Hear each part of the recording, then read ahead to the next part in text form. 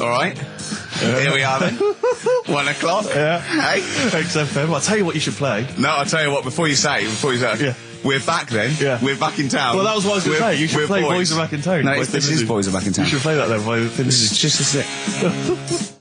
Talk then. Someone should talk.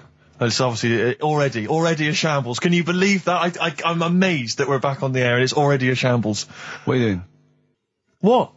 What are you talking about? I'm talking. No one was speaking. The record was ending. No one was speaking. It was just. Well, I might shut off. Already, I might shut off. It's like nothing's changed. Boys Are Back in Town on XFM 104.9. We're back then, aren't we, Carl? I'm Ricky Gervais, with me Stephen Merchant and Karl Pilkington. I'm not coming back. I'm definitely not coming back. Oh, care someone, care that I'm not coming back. Rick, I seem to remember the end of the last time we were on. What was that, 3 months ago? Yeah, 3 months ago. Carl said he's never going to do the show again. There was nothing that was going to bring him back. Yeah. He didn't enjoy it, wasn't going to do it. All a ruse, right? Really? Yes. I've known him coming back for about 2 months, because he's got our agent now representing him. I thought he was a fool, really. Why? Well, what's he done for me?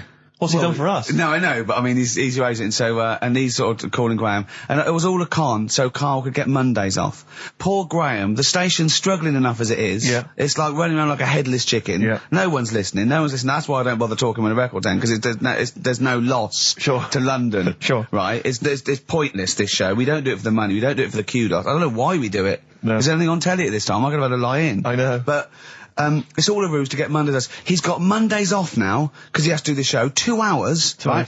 And he's still getting paid. And it's all a con, because he knows that he's holding him over a barrel, and it's like, we've got to keep Carl happy. Right? I had Mondays and Tuesdays off before Duncan got involved. No, but you know what I mean, though? And it's like, poor Graham, who's the MD, in charge of the thing, probably pulling his hair out, worrying about the station, right?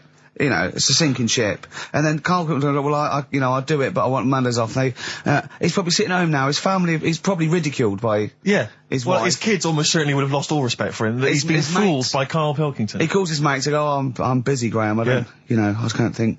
It's embarrassing. But do you know what I mean? And you think it's funny, and you think you've got one over him. He's going, Monday's off for 2 hours. Yeah, you do. You think it was, and now you're embarrassed. We've said it on air. But you're only conning yourself in the long run. Because, do you know what I mean? I hate that sort of, the world owes me a living, what can I get out of the world? What are you going to give back to the world, Carl? What are you doing now then? Are you going to prepare Mondays? What have you prepared for this show now? You've had 3 months to prepare. Yeah. What have you got? What have you got for us? Okay, what's happened in the last 3 months? What? In this place or just my life? Well, what have you got for us? 3 months, we're cloning about, you get Mondays off, you're getting paid for it, you've got a cushy deal, you're having a laugh, you're taking the piss out of the management, right? So, what have you got for us? Give it to us. I've kind of, updated Rockbusters a bit. Right, brilliant. Yeah. Right, so, and you said don't mess with it. If something's good, don't mess with it. What do you mean it wasn't good? It was never good. It was never good. No, of course we had good. to fix it. It was fun to do. It was a laugh. I mean, I imagine it was much more fun for me than the 450 listeners. You know what I mean? I enjoyed it. I enjoyed squeezing your head and dressing you up. No, but that's just it. When I had a meeting with Graham, right, I said, look, I'm not being funny. I don't want to do it anymore. Yeah. I've had enough of it. Yeah. And he was like, oh, what's up with you? You sounds like you have a right good laugh. I said, yeah, but that's all good acting and stuff. I said, it's hell in there. I said, like he's talking about Vietnam. Yeah. I said, having my head squoze, right? What? Squoze is still not a word. We've been away 3 months. It's still not a word. Right. Yeah. I said, he's putting a dustbin lid on my head. Yeah. You told this to the MD. He's hitting me with a tray. Yeah. He's chucking toilet paper at me. Yeah. And he said, yeah, but that's all over 2 years. I said, no, that was the same day. Okay then, what has changed in 3 months? They're listening, they've been listening for 6 minutes now. Come on, give us something. Bit of Nickelback. What's happened in 3 days? Play a record and let him 3 months? What, in my life or in here? Nothing's happened here, nothing's changed here. Right. But, I don't know, do you know last time we were on? Yeah. Right? And, I was telling you about the woman over the road, where I live.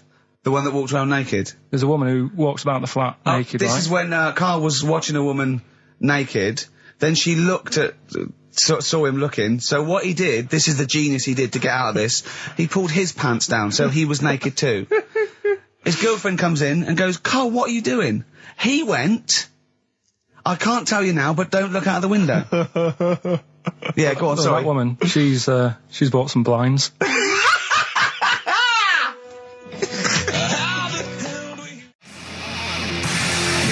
Darkness. I believe in a thing called love on XFM 104.9. I'm Ricky Gervais. You're Steve Merchant. Sure. That's little Karl Pilkington over there. Where is he? There he is. There he is, yeah. All right. Yeah. Hey. Back together again. The old gang. Yeah, it started last week. Yeah, I think triumphant return. I think it went well last week, didn't it, Karl? Good show, wasn't it? You loved it, didn't you, Karl? Brilliant, right? Yeah? Yeah. Now, you weren't speaking to Suzanne last week at this time because you said she had a haircut, probably quite an expensive haircut. She's a lady in media. She's got to look good. She probably doesn't go to the barber like you or just shave it at home. Probably spent quite a little bit of money on it. She came home. She thought, well, my sweetheart, my lover, my sweetheart, you know what I mean? The man in my life is gonna love this. Well, he adores everything about me. He's gonna love my hair. She walked in. Hello, Karl. All right. You look like Dave Hill from Slade. Is what Hugh said to the poor woman. And then talked about it on air. She was furious about that. So what did you do? Karl? She did listen, yeah. She wasn't happy. And she heard you slagging her hair off? Yeah. What so this is probably annoying her now. Well, no, it doesn't matter. We can do a lot today because she's at work. So, and of course, no one's going to tell her. Let's have a chat about a fat arse, shall we? Hold on. Oh, dear. Oh, dear. You are in so much trouble. That's... Look, he's realised he is a little bit worried. Oh, didn't you go and buy her a coat or something? Took her out on Sunday and treated her to a new coat and that. Yeah. But I offered, I said as well, I said I'd pay to have it done again. Oh, no! Karl, you have... Oh, God! Oh, my Christ. So she listened to the show. What did she say? You got home, she'd heard you slagging her hair off. Imagine that. He thinks that's a good thing. We've won the pools. Brilliant. What are we doing? Well, you can have facial surgery now, love. It's sort of like... It's just... Christ. You offered to have it done again. Unbelievable. Yeah. But I got home and she's like, being moody with me, right? Yeah. You thought something's wrong, she must have listened to the show when I was slagging off her hair. Well, his first thought was she's probably looked at herself in the mirror. She agrees with me. Yeah, that barber's been round again. Yeah. And she just said, that wasn't very nice of you, was it? Oh. So I just said, hang on a minute. I said, that's what we do on the show. When I'm slagging off, Chinese people looking old or whatever, I said, you never interfere. Sure. I love the fact. She's got to get her priorities right. I love the fact that she's in the same queue as a billion people you've never met. Yeah.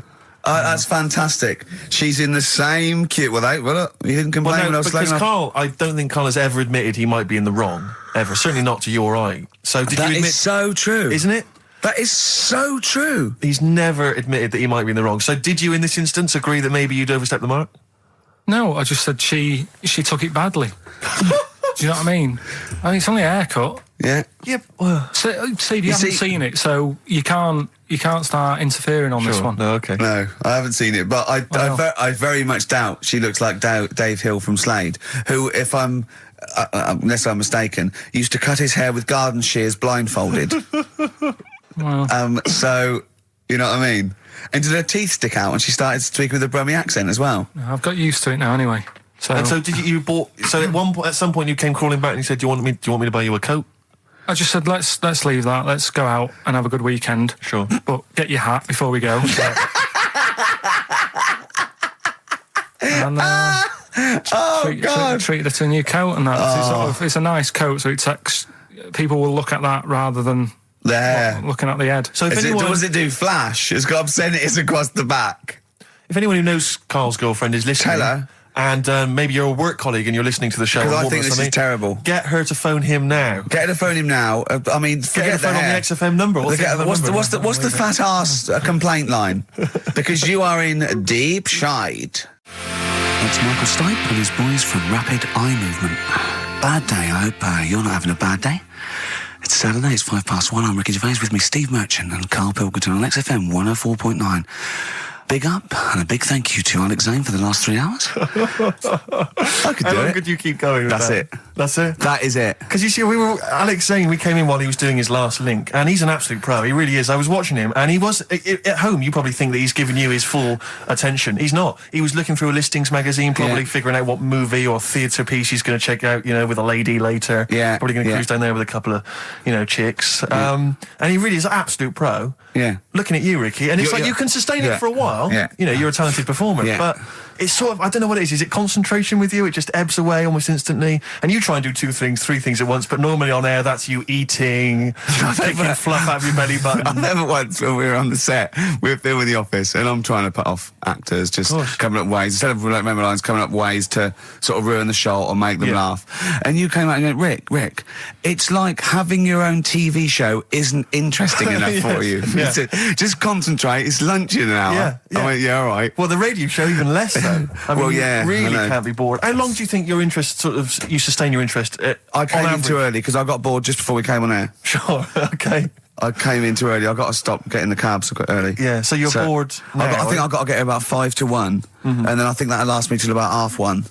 Again, as he was saying that, he's not giving you his attention. He was kind of leaning back. He's put his feet up now on the desk. Haven't I? And this CD rack's in the way. Sure. Well, you get yourself comfortable now. Get yourself settled. And then sort of... Because a lot of people will move the... There's the microphone moving now. That's the squeaking going on. You've broken the CD rack. You could actually, of course, you could move the CD rack by getting up and moving it. No, that's too much effort. You've got to try and do that whilst angled on the seat. I'm nearly laying down. It's almost horizontal. It's the most you can get.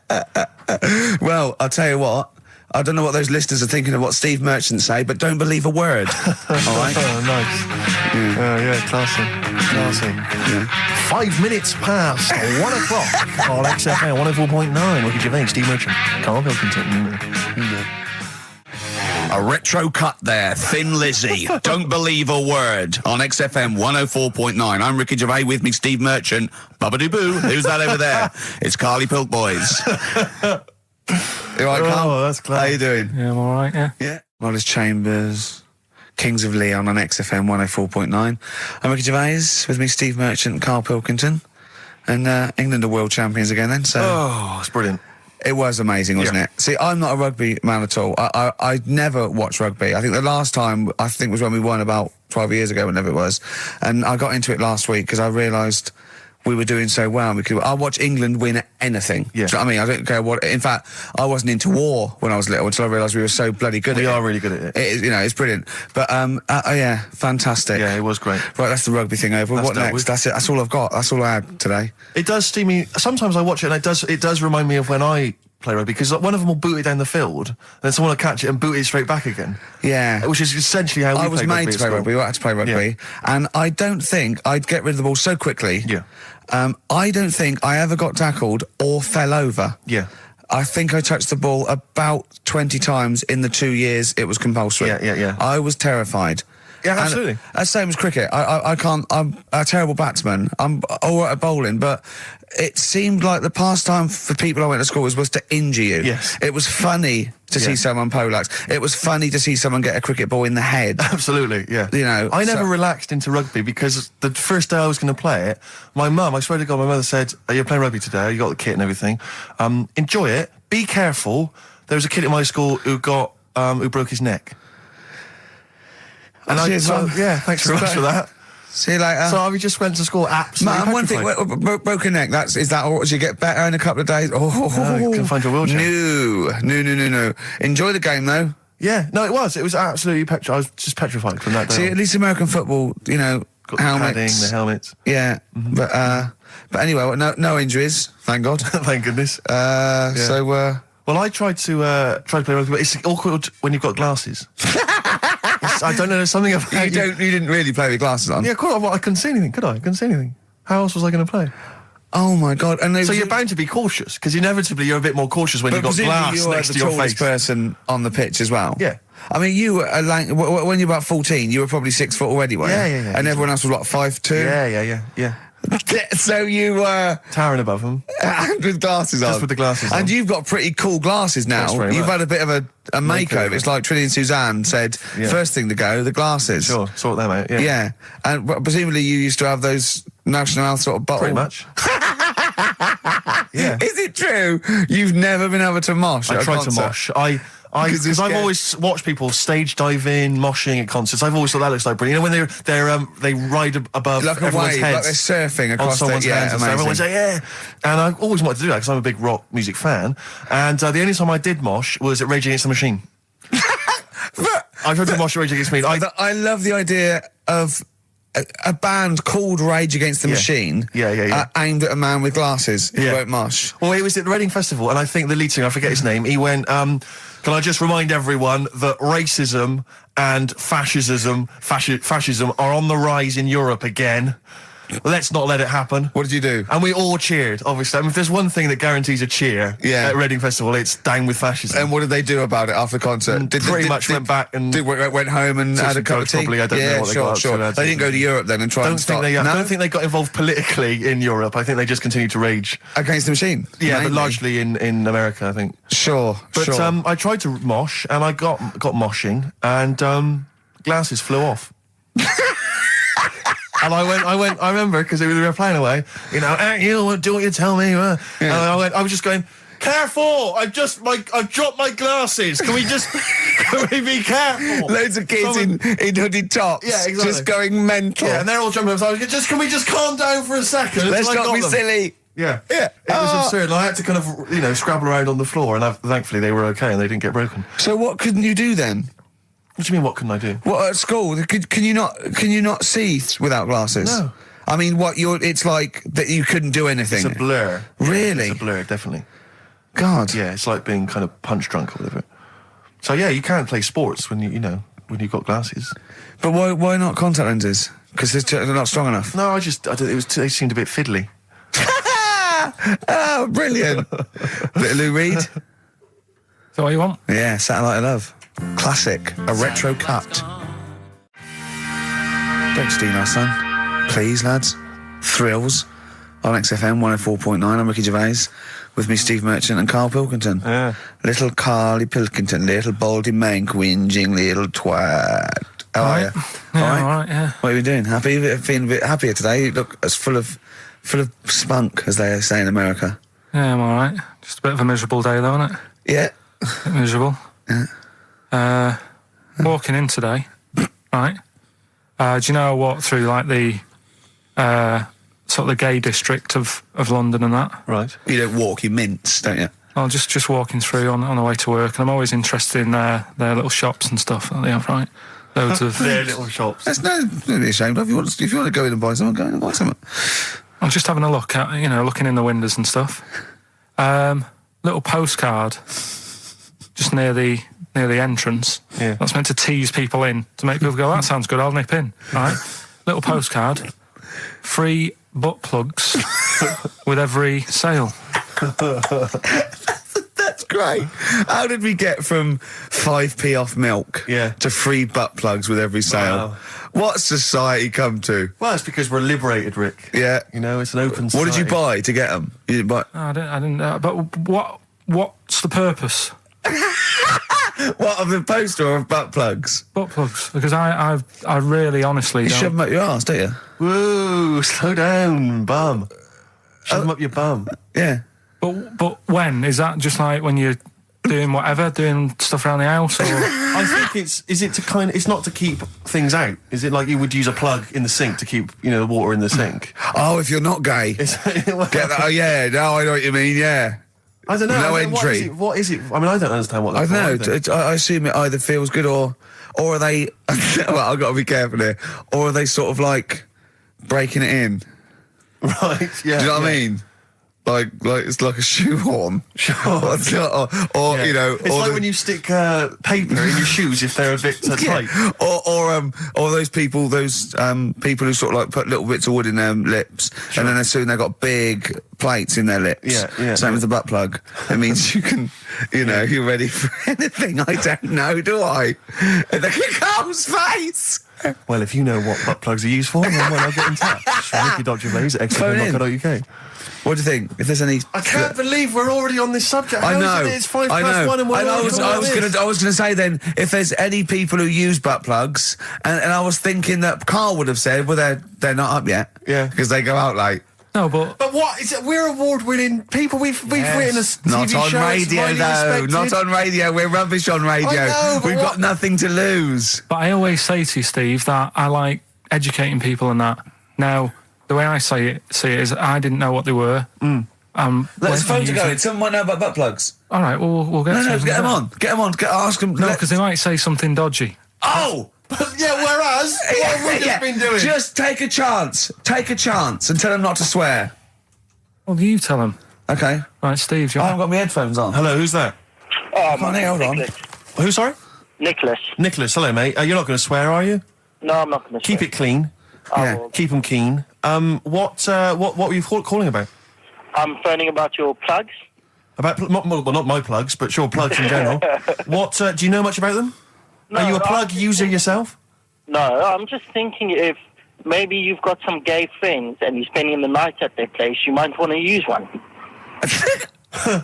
Right. What, you mean experiment with them, or...? No, so you can make sure they're not going to do anything while you're asleep. Could I suggest, just lock the door? I mean, that is easier to me. Can I make a bigger suggestion? That's probably the most homophobic thing we've had said on the show today. Thanks very much for your call. Right, okay, good. Well, that's why we shouldn't put people on the fly. Just, without checking first. I think Carl's made a good point. That's the calibre of listener we've got. Jet, are you going to be my girl on XFM 104.9? I'm Ricky Gervais, with me Stephen Merchant. Over there, little roundy bald head of Karl Pilkington. Good news and bad news. Good news is, boys are back in town, we're here for 2 hours. Hello.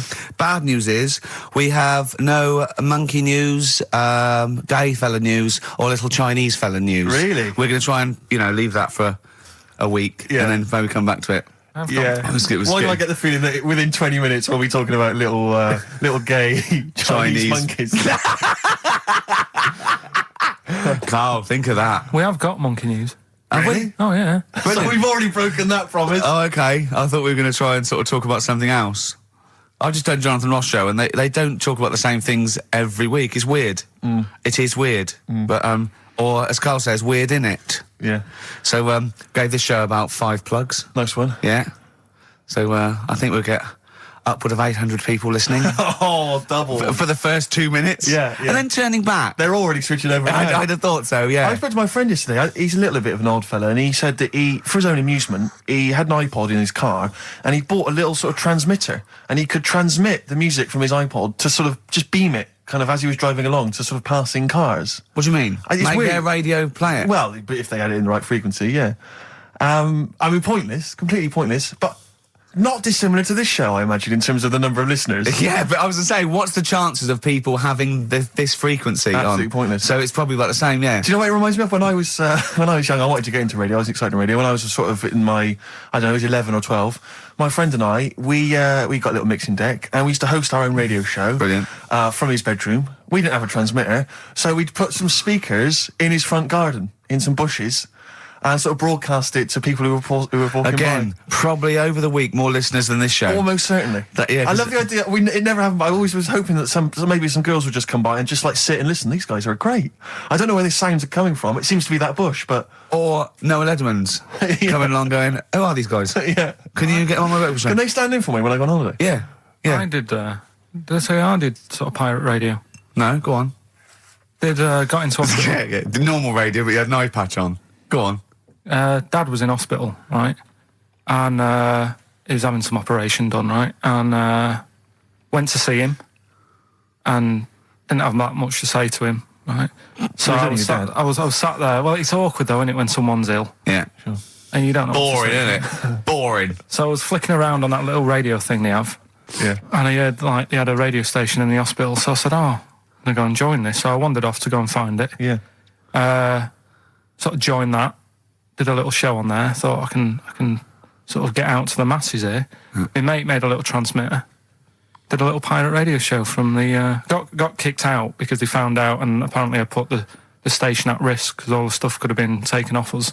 But from Little Acorn, 16 years later, he's on a show with less listeners. Yes. Brilliant. Can you imagine if you've gone into hospital, you're already pretty depressed, there's the fear of these bugs, super bugs in the hospital. Yeah. Maybe you've got some quite serious illness, you know, you don't know if you're going to make it. His voice is what you hear to cheer you up. All right, weird, isn't it? I saw a programme about a parasite the other night. Yeah. Apparently, they get in through your eye and eat their way up through your genitals. Anyway, here's Radiohead. Yeah, exactly. Play a record, Carl. Stone Roses, yeah? Oh, Fool's Gold. Classic. Stone Roses, Fool's Gold. XFM, 104.9. Brilliant. Can't help but notice you've brought some sandwiches in, Rick. What's in them there? Cheese and onion. Cheese and onion? Yeah. Because I've never, ever seen you make sandwiches before. I've seen you take a piece of bread out of a loaf and sort of fold it in half. Crumbs everywhere. Well, Jane made that for me because I was in a bit of a hurry. I didn't think for a minute that you Why? Because it looks neat. Well, they're wrapped in the tin foil. A knife has been used. As opposed to chewing round the baguette. Exactly. Yeah, breaking it in half. Yeah. Albert Steptoe. Yeah, brilliant. Yeah. Nice. It's great, but the onions are strong. Are they? Making my eyes water. Yeah. If I can't breathe on you, it'll cure any sort of skin disease you might have. Skin disease. We watched that, Karl. You know, that Karl was raving about that thing about parasites, about worms coming out your brain and that. And I watched What is this? Is it a TV show? Yeah, called Body Snatchers. Right. And it was pretty fascinating. And, I mean, amazingly shot as well. I mean, it's got to win an award for photography. Yeah. And there was one bit that this little girl had been bitten by a mosquito and laid her eggs, and it went to the doctor. She had a lump on her neck, like a boil. And they pulled it out, and it was like a bullet, this maggot. And they put it down, and it was wriggling in her blood, right? But the hole left was sort of aesthetically pleasing. You know, like that feeling you get, like, I once had an ingrown hair, and I quite liked it when I pulled it out. And it's a perfect little hole. And I thought, I wouldn't mind having those as long as they sort of, like, healed over. What are you talking about? I don't know. It's weird, isn't it? But why would you want a hole in your body? No, it's got pulling something out, sort of like pulling something out of your body. It's sort of cleansing, I don't know what you're talking about. No, but it's sort of like, I don't know what This is it. You watch one programme recommended to you by Karl, you've turned into Karl. You want a hole in your body? No, it was like, you know, like squeezing a really good sort of like spot. I mean, I haven't squeezed spots for ages, and I'd never had spots, but maybe that's it. I didn't have spots. Right. And I always thought that would be nice, squeezing a spot. I don't know what you're talking about. Why would these things be pleasurable? Why would an ingrowing hair? That's great fun. That was good, because I got it. It was like a little lump, and I pulled it, and then it pulled out, and it was like left a little... I know what you mean. Because I get thick hairs and like really... Oh, when they come out, it's like a bit of wax. Yeah. Like putting out a little candle. And I love that. What? Yeah. Because I've got not much hair on my head, no. Right? It sort of grows thicker on my face. No, not true. Sure, but go on. Yeah. No, it does. Not true, baby. Go on. No evidence for that. Just made it up. So it grows sort of thicker on my neck and that, and now and again I'll see like something that's like a twig. Right, it's really thick. Yeah, you feel it, and then you think, oh, I'm going to have that, and then you work at it, and then when you get hold of it, it's brilliant. It's like pulling out, it's fantastic. It's waxy and build up, and it pulls it out, and it stretches your skin, and it leaves a hole. I've just realised why we talk about Chinese people, monkeys and gays every week. Why? Because this is the sort of replacement. This is what we've got if we're not talking about them. But it was great as well. And there's this parasite, right, that lives in a fish, right? And what it does... it changes the fish's behaviour. Because to breed, it has to get its body temperature up, so it has to get into a bird. Right? What needs to get into the bird? The fish? Parasite. To the parasite needs to get into a bird, yeah. Right. So it changes the behaviour of the stickleback, and it makes the stickleback sort of suicidal. So the stickleback doesn't flee when it sees a heron, it gets caught. Right. Because this stickleback has changed its behaviour. Karl didn't quite understand this, I still don't really get it. I watched it, and you see like the fat fish and that, and you go, oh, it's not well. But I don't understand. Well, all it does is, it has to get into a bird because it has to breed, to lay its eggs, it has to have a raise of body temperature. So a fish is cold-blooded, so it has to get into a bird which is warm-blooded. There's lots of things, there's certain things at that level. Why is it doing that? Because it needs the temperature. It needs the heat energy for its reaction. Just like, for example, that's why your balls are on the outside. Because the cells have to be a certain temperature to survive. I don't know if it's the sperm or Sertoli cells, but they have to be a couple of degrees below body temperature. Otherwise, they'd be in a nice cage and we wouldn't get kicked in the nads. What do you mean? That's why your testicles are on the outside of your body. They have to be a couple of degrees below body temperature. Yeah, but that isn't why they're there. You see, this is like the chat we had last week about the giraffe having a long neck. What do you mean? They're there because that's where they happen to be. They didn't go right. Well, that's what evolution is. It's a selection process. It's not a will. The balls didn't say, look, I'm too hot, let's get us outside, let's get outside of here.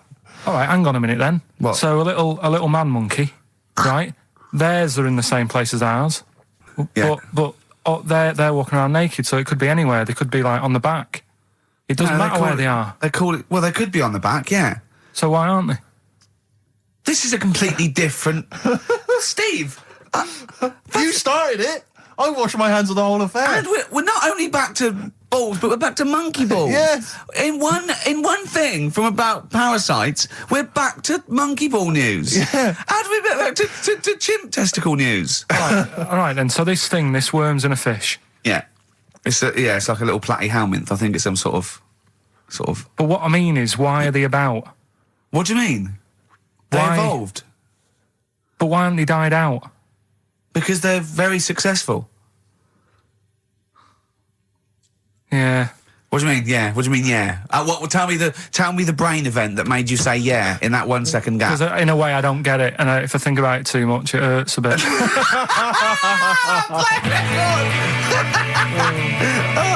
They've just been around for years, Carl. Yeah. Like Cliff Richard or something like that. Yeah. Roll Over DJ by Jet on XFM 104.9. I'm Ricky Gervais, with me Steve Merchant and Karl Pilkington. All right, Karl? Yeah. Bit miserable today, Karl. Let me explain why. Go on. Steve, and to you, the listeners. Well, we came in to a big bunch of stuff. Dropped off, was it Becky from Marks and Spencer? Just like lovely stuff. Food, presents for the cat, books, just, to Ricky and Steve who do the show, right? Ricky Gervais and Steve Merchant. GQ presenters of the year. Creators of The Office, right? Award winning. Carl's looking over, I go, maybe, it's not for you, no. And then he told me why he's grumpy anyway. Go on. Do you know what XFM are giving everyone? How long have you been here? About 6 years. What are you getting for Christmas from XFM? 2 CDs. Is that of your choice, or do they choose them? There's a list of about 30. Right. Tell them what you chose. 30 CDs. I've gone for Kings of Leon album. Yeah. And the best of Bob Marley. Haven't we given them away in the past or something? Or you could have burnt them off, couldn't you? You could have done copies. Illegal, but you could have done that anytime you wanted. I don't think Bob Marley minds if you bootleg his CDs. It's out of order though, isn't it? It is bad. Although is that always the case? Has it always been the truth of all the time you've been here? No, it has been better than this. Yeah, although you do get paid quite well and you do have an easier time. Yeah, but don't give me the CDs then. If it was a milkman, you don't go, I have 2 bottles of semi-skimmed. Happy Christmas. Yeah. That is a valid point. Do you know what I mean? You complain? Who is it who made this decision? There's no point. No point, is there? Why?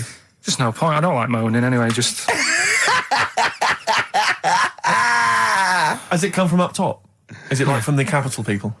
Just everyone. That's what everyone gets. Yeah. Yeah, but will Christian get 2 CDs for getting up at 4:30 every day for about 5 years? And keeping this station afloat.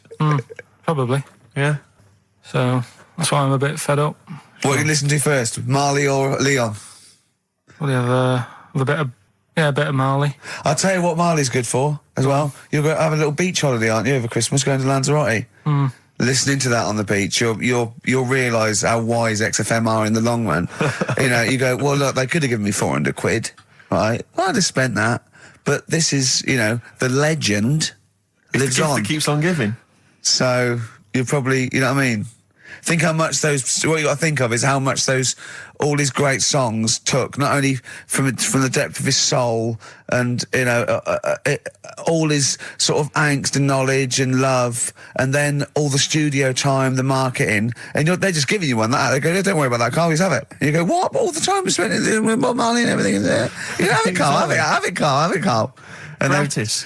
Have that. Thanks, well done. Carry on. We're still going to pay you for the work. Yeah. That's just something on top. Here's a little piece of Bob, free. Yeah, so don't moan, it's extra. So, they didn't have to give you it at all. Play a record, you ungrateful little swine. Some people, like the homeless, aren't getting anything this Christmas. This is my favourite Elvis Costello track of all time.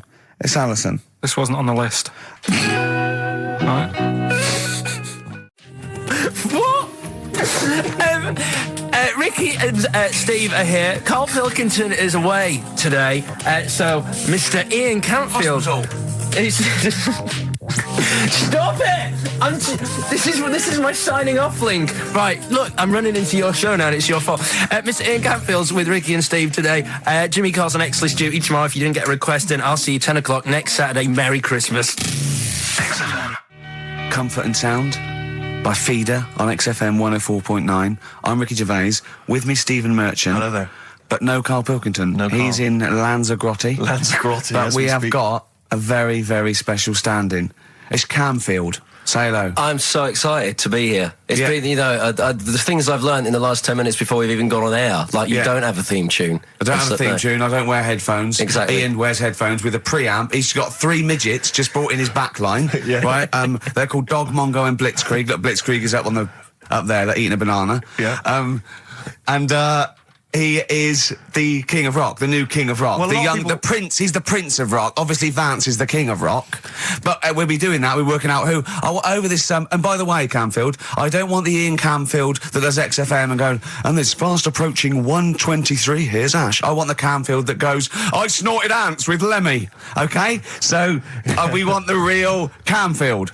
All right. I bought in Metal Christmas, is that all right? That's my only request from this show, that we do play Paul Di'Anno's version of Santa Claus is Coming to Town. The rest of it's over to you. Yeah, we're going to play some Christmas tunes. We're going to play some, our favourite hits of the year. But mainly, this is the rock programme. This is the rock programme. What worries me, Rick, is there's a lot of people who listen to our show and they're not regular XFM listeners. They just kind of crawl They're out not regular people. Stupid on a Saturday afternoon, put the show on. So they might not be familiar with Ian Camfield is a young man. He's been in... he's about 14. He's been in radio. It's weird, he's 14, but he's been in radio for 15 and a half years.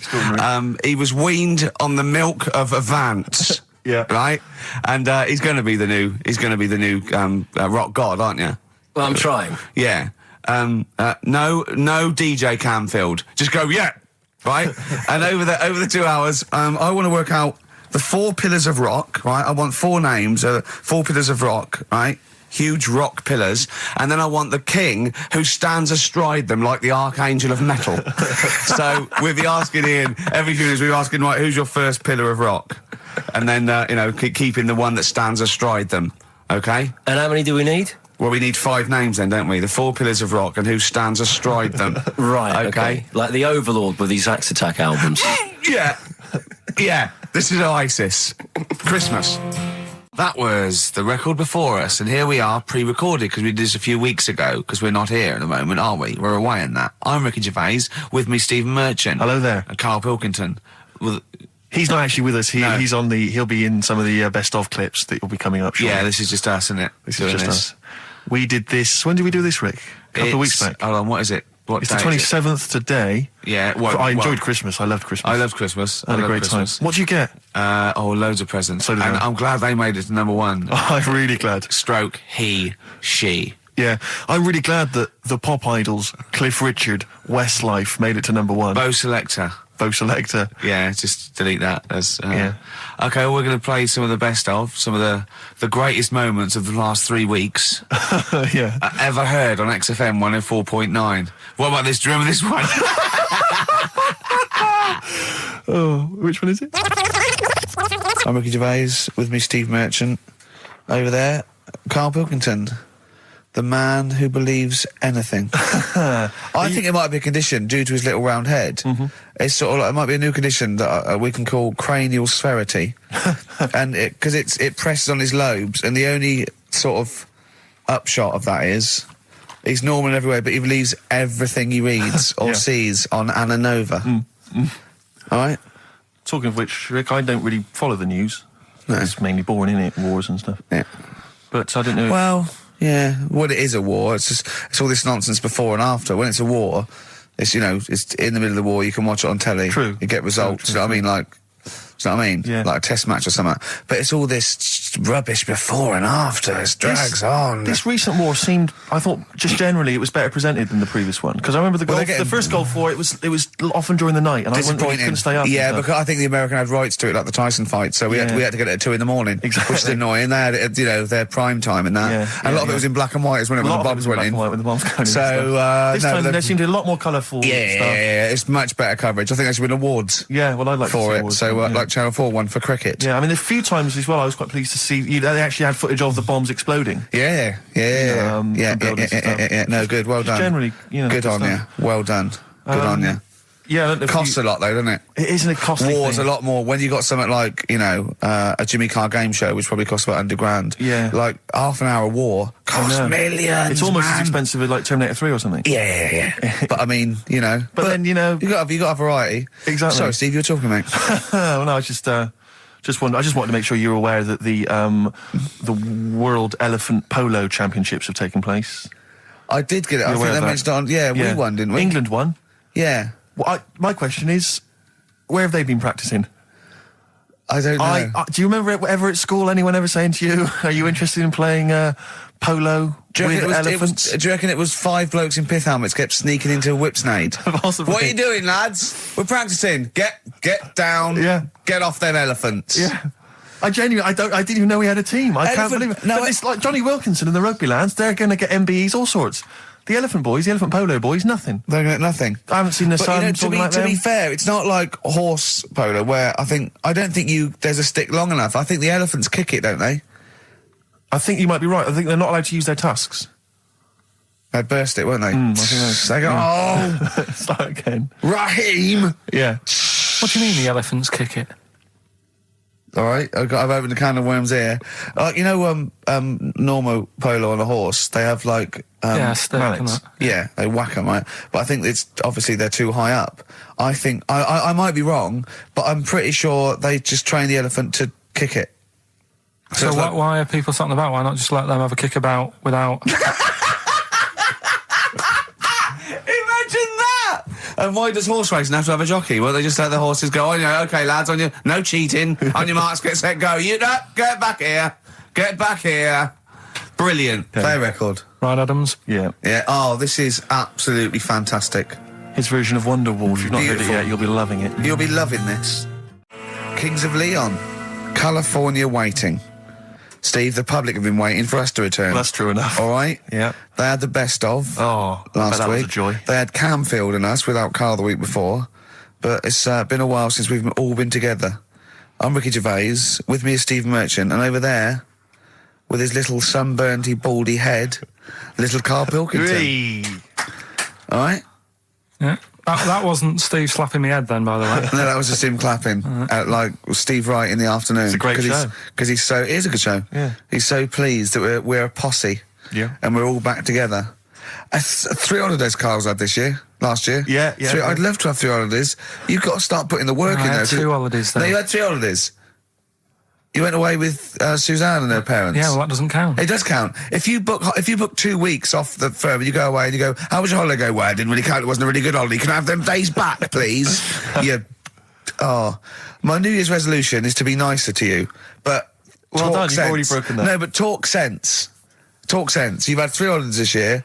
And I'm just saying, you're in your 30s now, and 30s is when you should be really putting the work in. That's true enough. To reap the benefits in your 40s, 50s, 60s, 70s, 80s, 90s, and 100. Karl, what's your New Year resolution? What about think before you speak? It's worth... See, I'm allowed to laugh. I'm allowed to laugh at things other people say, Karl. That is a good suggestion. How was your holiday, Karl? It was all right. Right, brilliant. But that I don't see on the ratio of good to bad in Karl's mind. That might be amazing because we never hear him sing the praises of anything. I'll tell you what. Can we have a cracking little tune and then come back and hear about Karl's holiday? I'd love to do that. Let's keep it tight. Snow Patrol and Run on XFM 104.9. I'm Ricky Gervais. With me is Steve Merchant and Karl Pilkington. Yep. That's 3 for 1. I don't know. All right. Exciting. News. Breaking news is that there was only 2 more weeks of us before we have to go away on a little extended break again.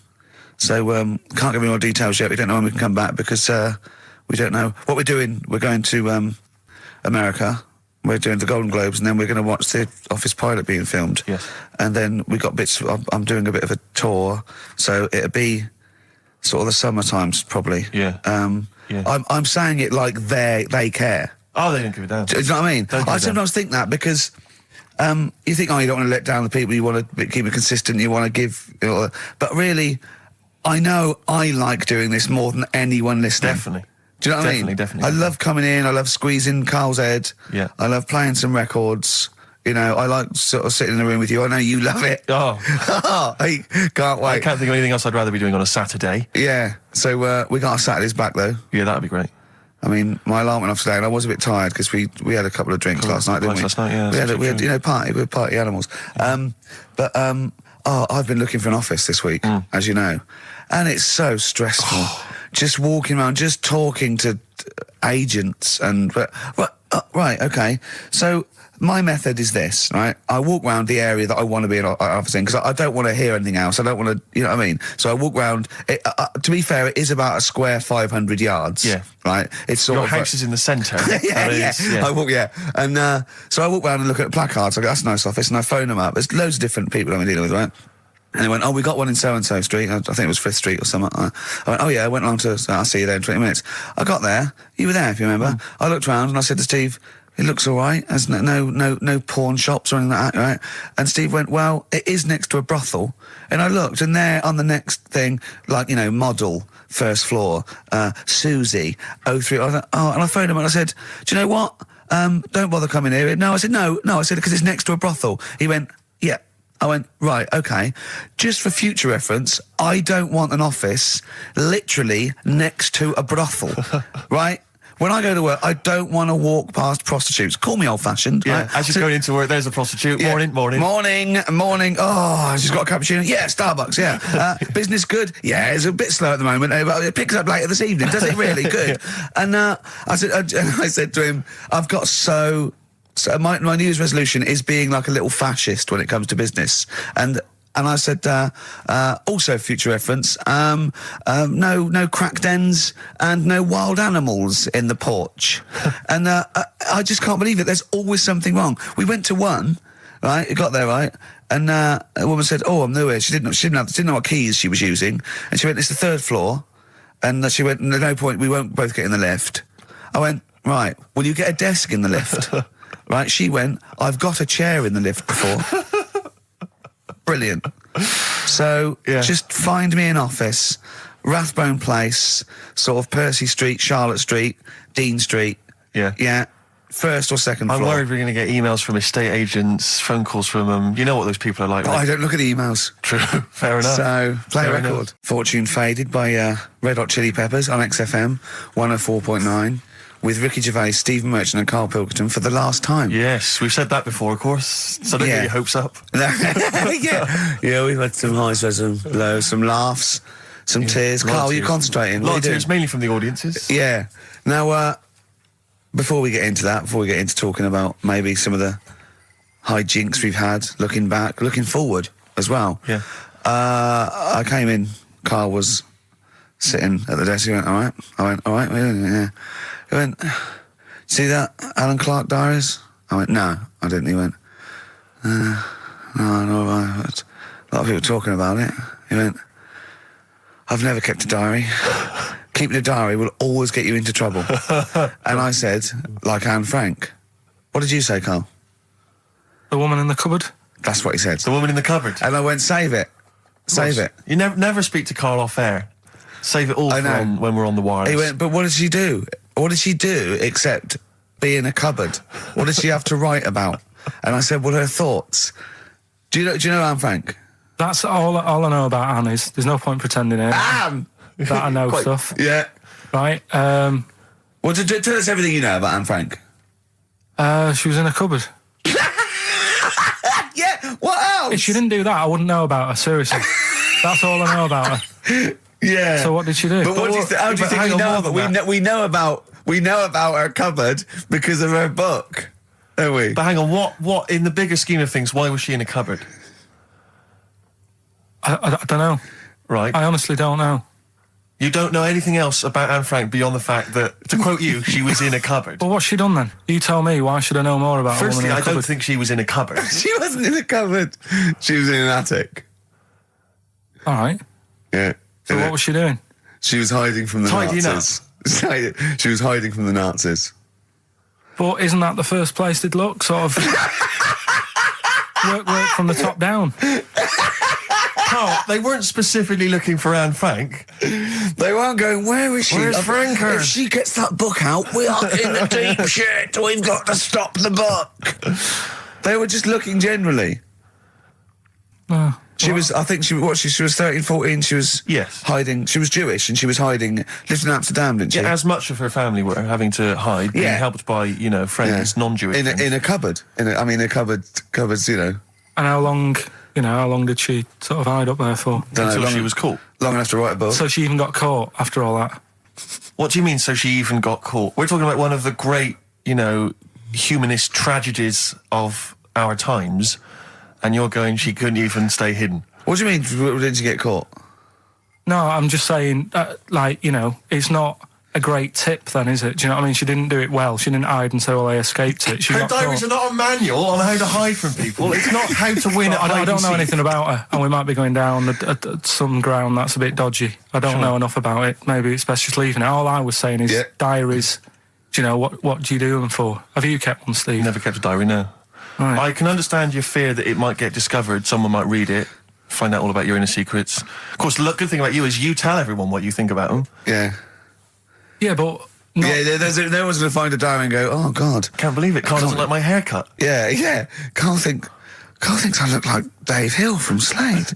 Yeah, I told you that, didn't I? Yeah, I told you that. Do you think they'll last, though, diaries and that?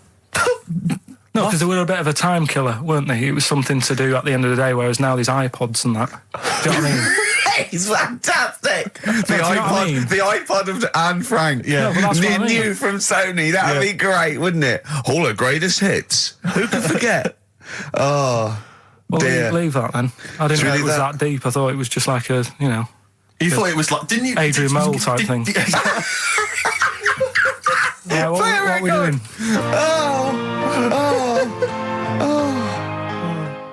Since you've been gone, Rainbow. Since we've been gone, Steve. What's been going on, mate? Well, so much has happened, hasn't it, in the world?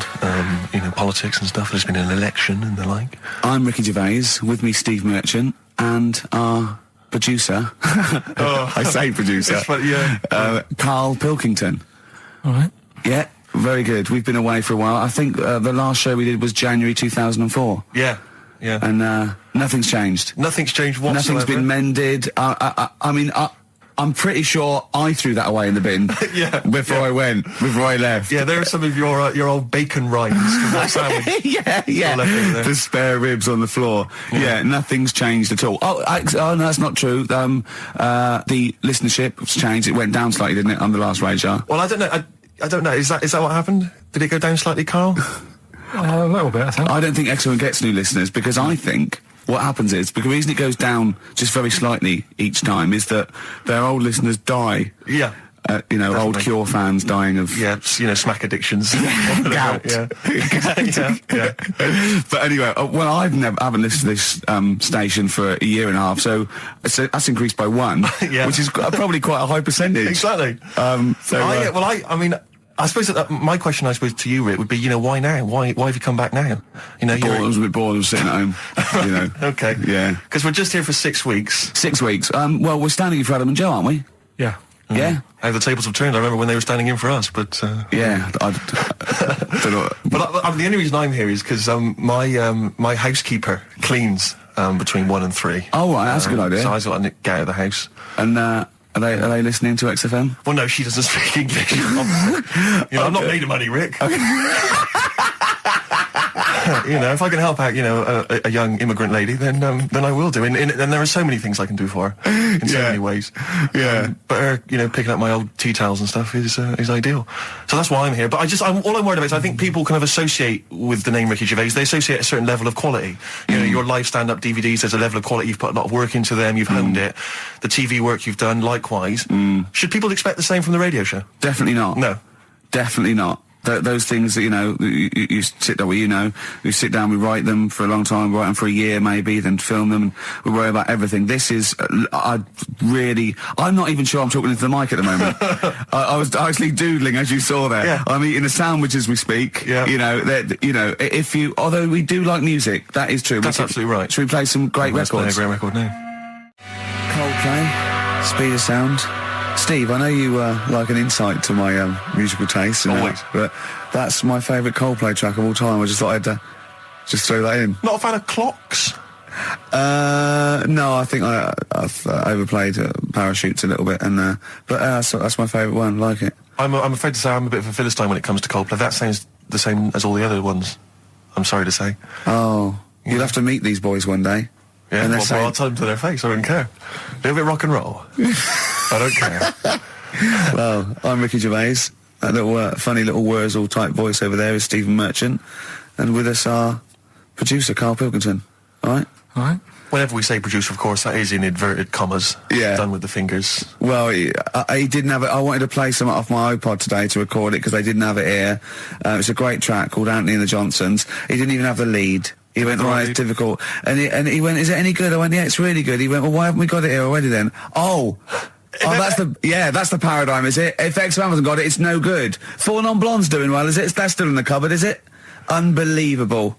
We're a little bit annoyed today, aren't we, actually? I'm really annoyed. Yeah. All that stuff we did last week, that Landau sent us some sparkling wine, and we thought, right, you shamelessly plugged it. Yeah. How many times you mentioned it? About 20 times. About 20 times. The finale was hitting Karl on the head with a cork. That's on the website, by the way. Okay. RickyGervais.com. Go there and see Karl being hit in the head with a cork, right? Yeah. We said, look, send us free stuff. We'll talk about it. Nothing. The cupboard literally is nothing. empty. The cupboard is bare. No one has thought. I tell you what, there's those guys from The Office. Yeah. Let's be honest, Rick. We are taste makers. We're opinion formers, you and I. Yeah. And you'd have thought if anyone was going to send us some free stuff. Yeah. It makes me fume. And do you know what it is? It's because PR people and that, they've realised no one's listening. But not only are we going against all our principles and losing our dignity just for some free stuff. And integrity. Yeah. We're going against XFM policy because obviously they would have got thousands of pounds for Landau to be mentioned last week. 20 times. No, it wouldn't. It's 40 quid, isn't it? Right? It's 40 quid. Yeah. 40 quid for a 9-minute advert. Exactly. So advertise your quality stuff here. Yeah. Jeff's Garage. Cheaper than some other garages. Anyway, actually, if there is we play an advert once for a tattoo parlour? Yeah. Do you remember that? I'm sure we played an advert for a tattoo parlour. What tattoo parlour can afford to advertise on a radio station? Unless it's a tin pot one like this. Oh, God. Oh, got some good music today, though, Steve. Oh, really? I hope so. I'll be the judge of that. Go on. AC/DC. Oh. An Honest Mistake by The Bravery on XFM 104.9. I'm Ricky Gervais, with me Stephen Merchant and Karl Pilkington, our producer. In inverted commas, heat put. Yeah. They know. How are you doing, all right, Karl? Yeah, didn't they also write something about me, bald round head? Yes, perfectly round little bald man head, they said, so... Because you need to know that when you listen to the radio on that. Really matters what my hair's doing. Your hair, have you given it a little polish? Because you look like a cue ball at the moment, and you've had a shave in it. I've never seen such a round head. It actually looks like a plate with ears. Yeah, well, for those that have never seen Karl, I actually, if you remember, I think he looks a little bit like Mr. Spoon from Button Moon. He does. If you've never seen that show, and also he looks like, when they say they find with a little 4-foot human, and it's actually 500,000 years old, and they give it a name, and it's the first, Australopithecus into. Right? He looks like one of them as well. Perfectly round little. He is the missing link. He looks half human, half monkey. Because he's got a slight slouch as well. So it's those pictures where you see it going from an ape to a man. He's one of those in the middle. Yeah, and of course his monkey hands, his hairy little wrist to those skinny little things that you can get oranges out of holes with. And it's unbelievable. Why are you so all shaved and polished and everything? Got a wedding. What? Got to go to a wedding today, so thought I'd, clean myself up a bit. Yeah. Shouldn't you be wearing a suit or something? No, I'll go home and put something on. Oh, okay. But, Suzanne said, make an effort. I sort of had a shave and that, and then I came out of the bathroom, she said, oh, your head looks a bit sort of eggish. She's right. She always worries about when I have a shave, because I just, That's your girlfriend, Karl. I know. Saying that. Just think. So don't worry about Heat saying it. The funny thing is, it's Boyd Hilton, I think, of Heat that wrote it. And he's got a little bald head. Yeah, no, don't slag him off. Yeah, but on the end of his review, does it say, you know, written by Baldy Boyd? No, because it doesn't matter, it's a magazine. Don't worry about it. Looking forward to the wedding?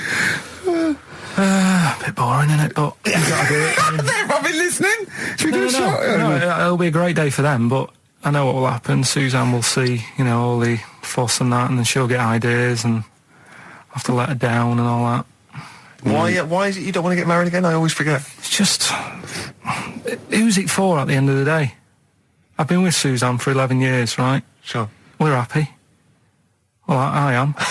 That's what counts. You're never happy. I am. I'm all right. Yeah, no, I know you're happy with Suzanne and everything, but apart from that, you're never happy. You are the most grumpy, moany thing in the world. I mean, I get annoyed, but I'm always happy. I was annoyed here. I was happy coming here, but there was a bloke behind me walking and scuffing his feet. He had a pair of those stupid skulls on, and he was clicking and scuffing. Wear some shoes. You don't have to click. Pick your feet up. Flip-flops annoy me. You know, but I'm happy. I'm just annoyed. You are just like, oh, the world's on me. It's rubbish, this.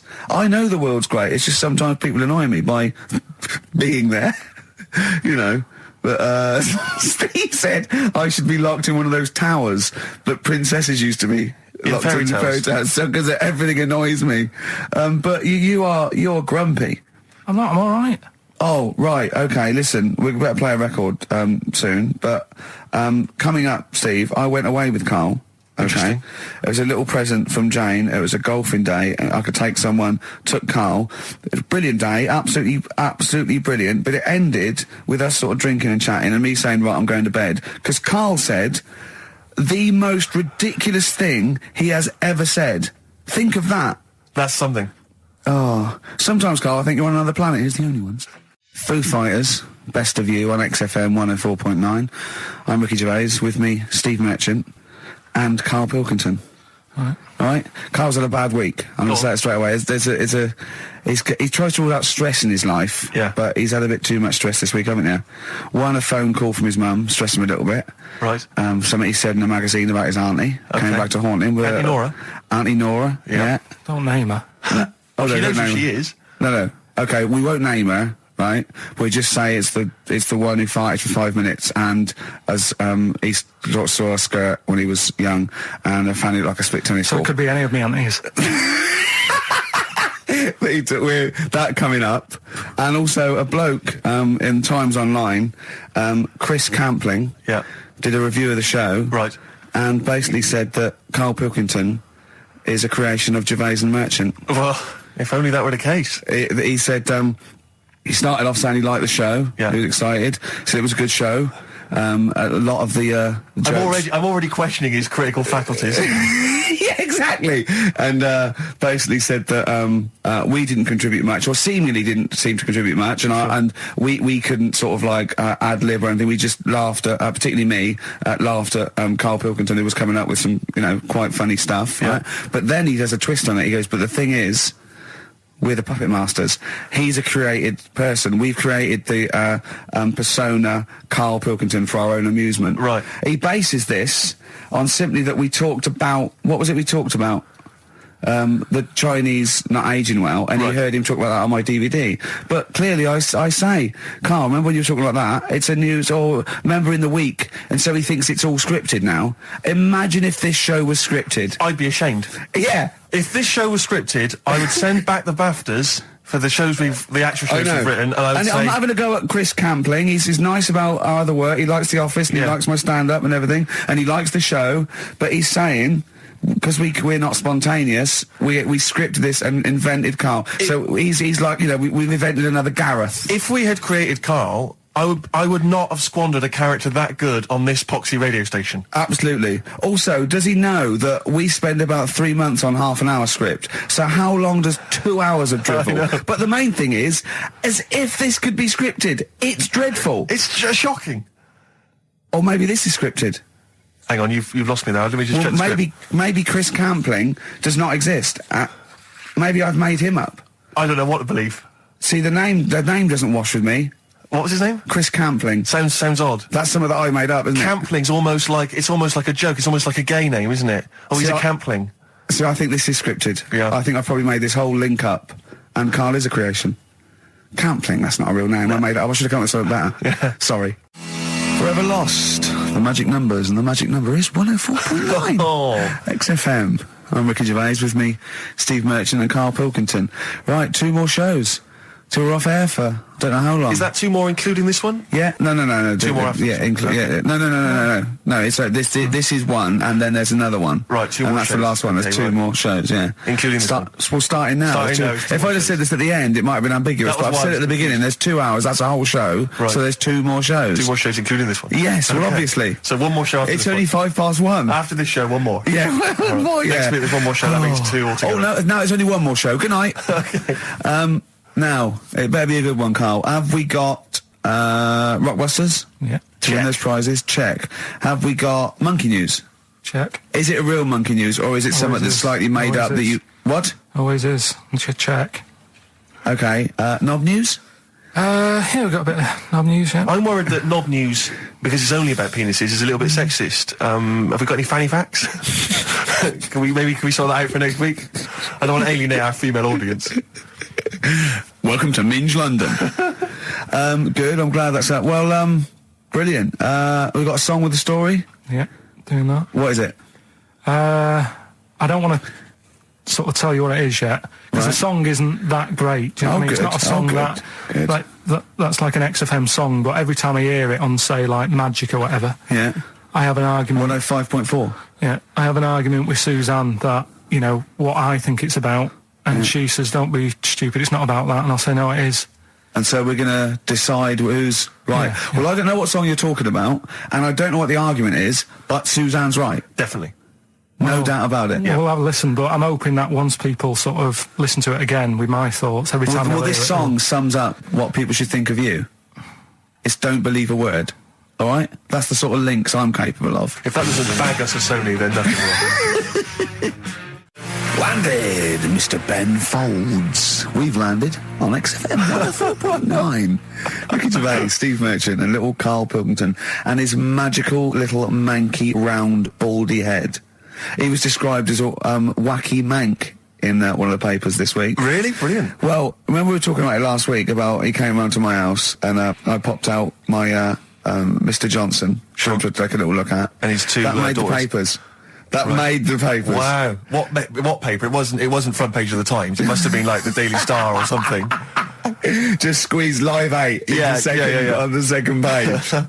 Yeah, so Wacky Mank. Wacky Mank, that's Wacky great. Mank. Wacky Mank. We had an email from someone that reckons they remember you from body popping round Salford way. Yeah, Eccles Precinct, apparently. You know that, I wasn't doing it round there, though. What do you mean? I was round Stretford. Stretford-Arndale. And what were you doing? What sort of body popping was it? Just a bit of everything. Caterpillar. Bit of moonwalking. Do you have a little piece of line you used to carry around? Well, mates had that. Right, you didn't borrowed theirs. Borrowed theirs. Were you any good? But you weren't breakdancing, were you? You weren't spinning on your head and stuff. You were more body popping. Well, I hope he wasn't spinning on his head, because, you know, that can sort of give you little brain damage and things. Well, it can give you brain damage. Also, it can wear your head down, and also makes your head perfectly round. Yeah. Because the gravity is pulling on. But if you keep on doing it, obviously it's going to wear your hair out, yeah. So you become sort of like a... Stupid, bald, and roundy-headed. Yeah. So I very much doubt that you did do any of that. Did you, Karl? Didn't do any of that. Well... So you're shooting off in a minute, aren't you? Well, yes, because we were trying to make poverty history, Karl. Yeah. People are making poverty history all over the place. They're putting on a wristband, and it seems to be working, because I haven't been poor for ages. I haven't been poor. And Alex had a stop bullying. Alex was wearing a stop bullying wristband, and as he himself said, he seems to have sorted that out. You haven't been bullied for ages? I haven't been bullied for years. So wristbands work. I saw one in a shop window the other day which said, stop child abuse. And I bought one, obviously, because... a lot of people say, you know, does it make a difference? But it was only £1, and I'd only spent it on kiddie porn. So, you know, I think I've made a little difference there, in a small way. On a serious note, though, I like the idea that child abuse, if you're a paedophile and you're walking along the street in your Mac, right, you got a puppy in one hand, a bag of sweets in the other, and you see this wristband, and you go, oh, stop it. Oh, okay then. Yeah, I thought before. That's what I think. Okay, fair enough. Yeah. I won't be doing that again. Yeah, he was hanging around in Topshop for unsavoury reasons. You saw them in there for only £1. Carl, we haven't got long, have we? We've got an hour and a half because we've got to shoot off. I've got to shoot off down to Live 8 and introduce Rem. So we got a lot to pack in. We got the Rockbusters, and then we give away. I just saw those. I'll finish the sentence in a minute. I look forward to it. I'm getting excited. Yeah. I'm getting excited. So we got so much to pack in. Yeah. I haven't got time to finish all my. So listen, right? You know the things we're giving away: the signed little Homer. The Nigel Tufnell thing and the Flanimals, right? It looks brilliant. They've done a brilliant job, the people here at XFM. So take back all you were saying about them, Carl. And also we should say as well, you've still got a chance to win that, because if you get today's Rockbusters, you go straight into the hat for the big draw, so you've still got a chance to win all those top prizes. Play a record. Bit of monkeys. Yeah. I was on the tube the other day, Rick. So I was just coming into Finchley Road. Yeah. And I was on the train. I know you don't travel on the tube anymore. No. You're too famous. But I never did. No, fair enough. It's not that I don't really recognise. It's just it's beneath me. Fair enough. And they're on the tube in each carriage on these newer ones. There are kind of these flaps that are normally locked closed, and there was one of them that's swinging open. And inside there were various buttons like on, off, self-destruct, whatever. But seriously, like doors operating. Train quicker. Exactly. And you were thinking, like, you don't want some, kind of oik, sort of fiddling around pressing buttons and stuff. It could be quite dangerous. Yeah. So I got off of Finchley Road and I thought, I'll be a good commuter. I'll mention this to the staff. And they'll probably, they'll thank me for it. And if it's an attractive young staff member, they never are on the tube. Have you ever seen an attractive member of staff at a tube station? Oh, come on, steady. They are such freaks. I know that's the pot kettle black. They're all from Devon, apparently. They're grotesque people, really. All right, steady on. And so anyway, I went up to this guy. I thought the uniforms don't help, though, do they? They don't. It's pretty grim. And so I went up to this guy. I said to him, "Excuse me, I was just on a train there, and there was a flap open. I could see all these buttons and things." He went, "Right." I was like, "Yeah, well, I just think, it might be, wandering hands, a small child or something." Yeah. Right. Small child. He went, what carriage was it? I said, well, I don't really know what carriage it was. I just, maybe at the next stop someone should come and check. He went, well, how are they going to check if they don't know what carriage it's in? And at that point, I just wanted to smack him in the face. I just thought, I'm in a hurry. I've got no reason. There's no gain for me about telling this. It's not going to help me out in any way, not financially, nothing. I'm just trying to help you out, and that's your attitude. And I was absolutely livid. I'm getting so intolerant in my old age. I won't. What about the fact that the world's tallest man is living in a semi in Neasden? It's all right, isn't it? Something that someone told me in the week is that, do you know all these tall people like this guy? Yeah. Which is a bit weird they've only just found him, considering he's the tallest man. I mean, that's a bit weird. Yeah. Someone genius. told me that, do you know the guy who was in James Bond, the big bloke? Yes. Jaws. He's got the same illness as this bloke. Right. And what it is... It's called tall. It's something about... You're suffering from tall. You've got a small tumour or something just behind this part of your head. Yes. Oh, yeah. Just sort of in the middle of your eyes. Yeah. And the pressure on that makes you grow really tall or something. Yeah. So he needs to get it sorted. That's your advice to him. Yeah. Get it sorted. Okay, very finally, Carl, this is important. This is just projecting into the future. Get it sorted. Just projecting into the future now, K-Man. Have you seen that man in a jar without a brain? Sorry, is that something? Is that a product you can buy in like Sainsbury's? Is it a dream you had yesterday? And you wondered if you could. Can I? Yes, hello. Could you make my dream into reality, please? Oh, we can't actually, sir. In plastic would be good. Sorry, what do you mean? In the future, you'll be able to download your dreams and then just like act them out again, probably in the year 2000 or something. Soothsayer. No, there's some museum somewhere. Yeah. That's got this little fella who was born without a brain, and he's in a jar, and it's just that he's got a really round head. Right. And when I saw this picture, I thought, God, it just reminded me of this little fella in a jar. Oh, and what do you mean he's born without a brain? He was born without a brain. So it's a baby? It's not a little fella. Yeah, but it's weird. Do you know the difference? Do you have conversations with like people in prams thinking that fella's little and he doesn't talk much? Yeah. You know, babies aren't like little people. Well, maybe. Well, they are little people, but I mean, they're not very small adults. They're not like midgets. They don't do a job of work, is what we're saying. Yeah. You're very. No. What do you mean? I didn't read about it. I just saw the picture. And this is where you're going wrong, Carl. This is always your mistake. You see the picture, you don't read the little caption. But what do you mean? How did you think? Guess at what you think the meaning. But how did you know he didn't have a brain? He said something like the brainless man. Yeah, but people say that about you. It doesn't mean you haven't got a spinal cord. I bet somebody's seen it and knows what I mean. It's a famous picture. Right, call in 08700 800 1234. Once again, you win a prize if you can tell us what Karl is talking about. Just in general. It's an ongoing competition. We're trying to find some CDs to anyone who knows what Karl is talking about. Well, we've had calls confirming that there was indeed a fetus or a stillborn child. A pickled baby. A pickled baby. No wonder it died. Born without a brain. But everyone has, pointed out that it wasn't a little fella. It certainly wasn't a little fella. No. Because it had been in the jar for a long time, I think it had aged a bit. What are you basing that on? You do carry on growing, yeah. Well, your ears and your nose. Your ears and your nose. And your eyes don't grow, so you could probably, I'll dig it out for you. Yeah. Imagine if like, there was an experiment where they were raising a child just based on the information that we said on the radio. What kind of a person it was like download, yeah. And what kind of information would they have? And it took everything literally. Exactly. And I think, there's no irony or, it was just... everything we said they assumed was fact. Everything that Karl said. And any question it had about the world, it could only ask Karl. Exactly. And it now, this worries me because without wishing to be disrespectful in any way, Karl, I think you're the best man on earth. When you have a child, we could be in a situation a bit like that.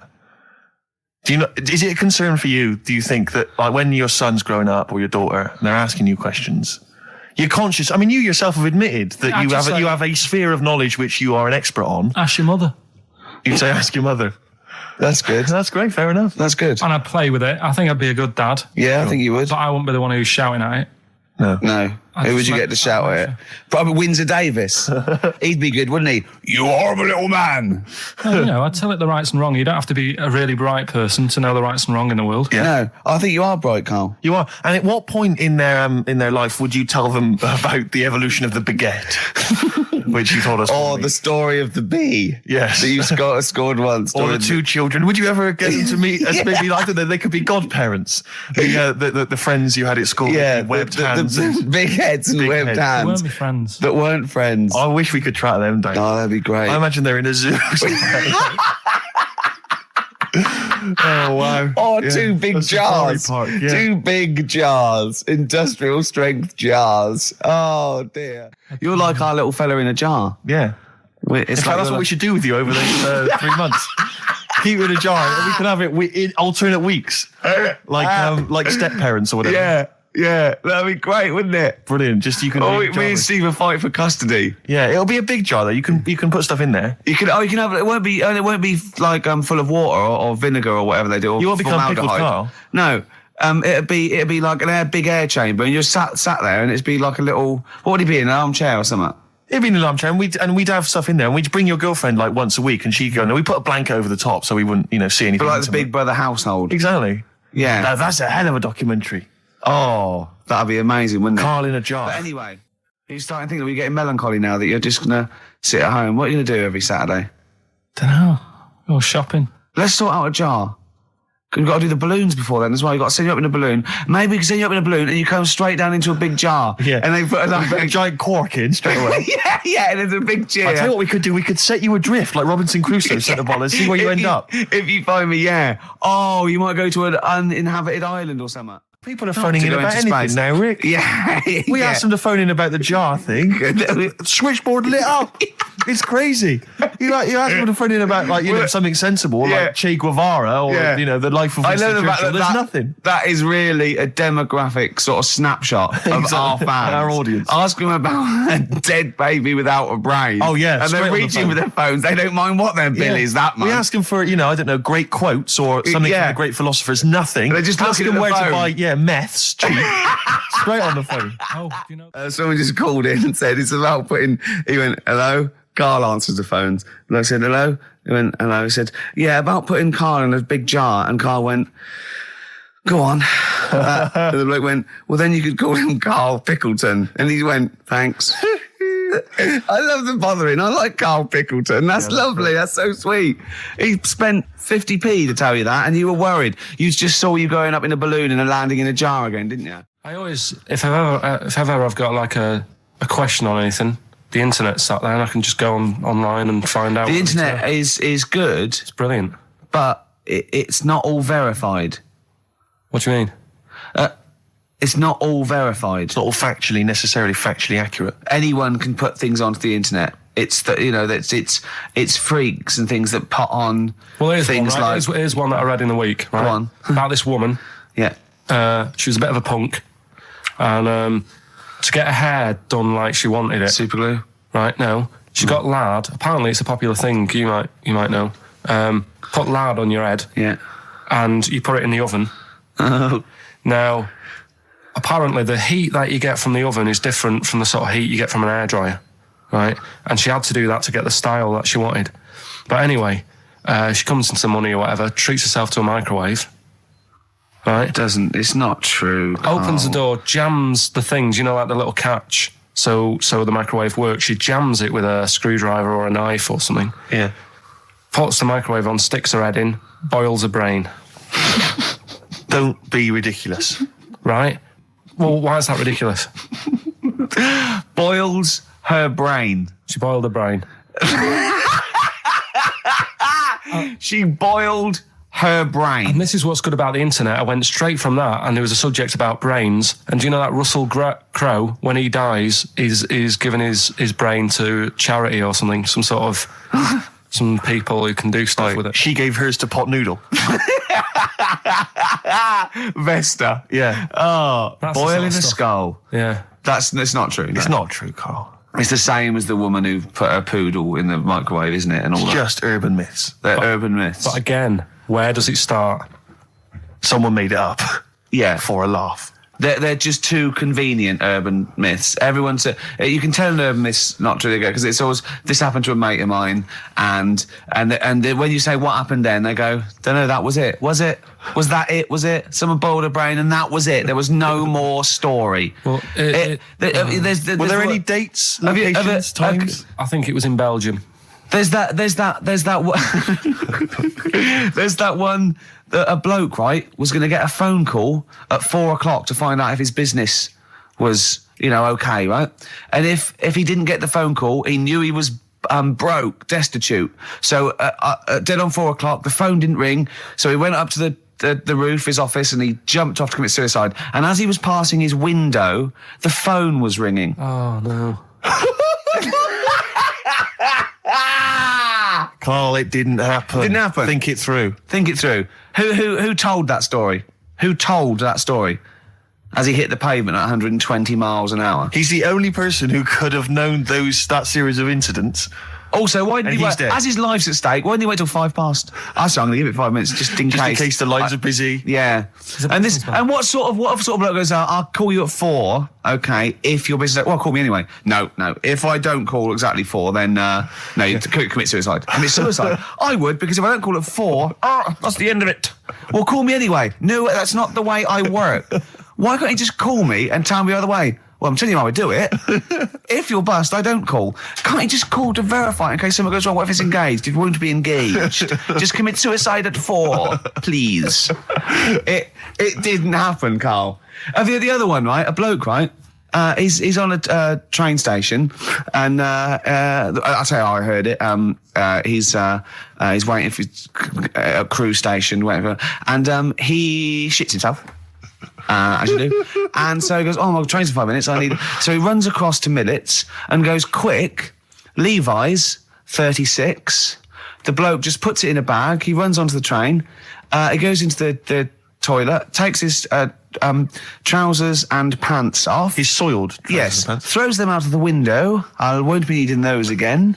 Cleans himself off, open the bags, it's a jacket. Oh.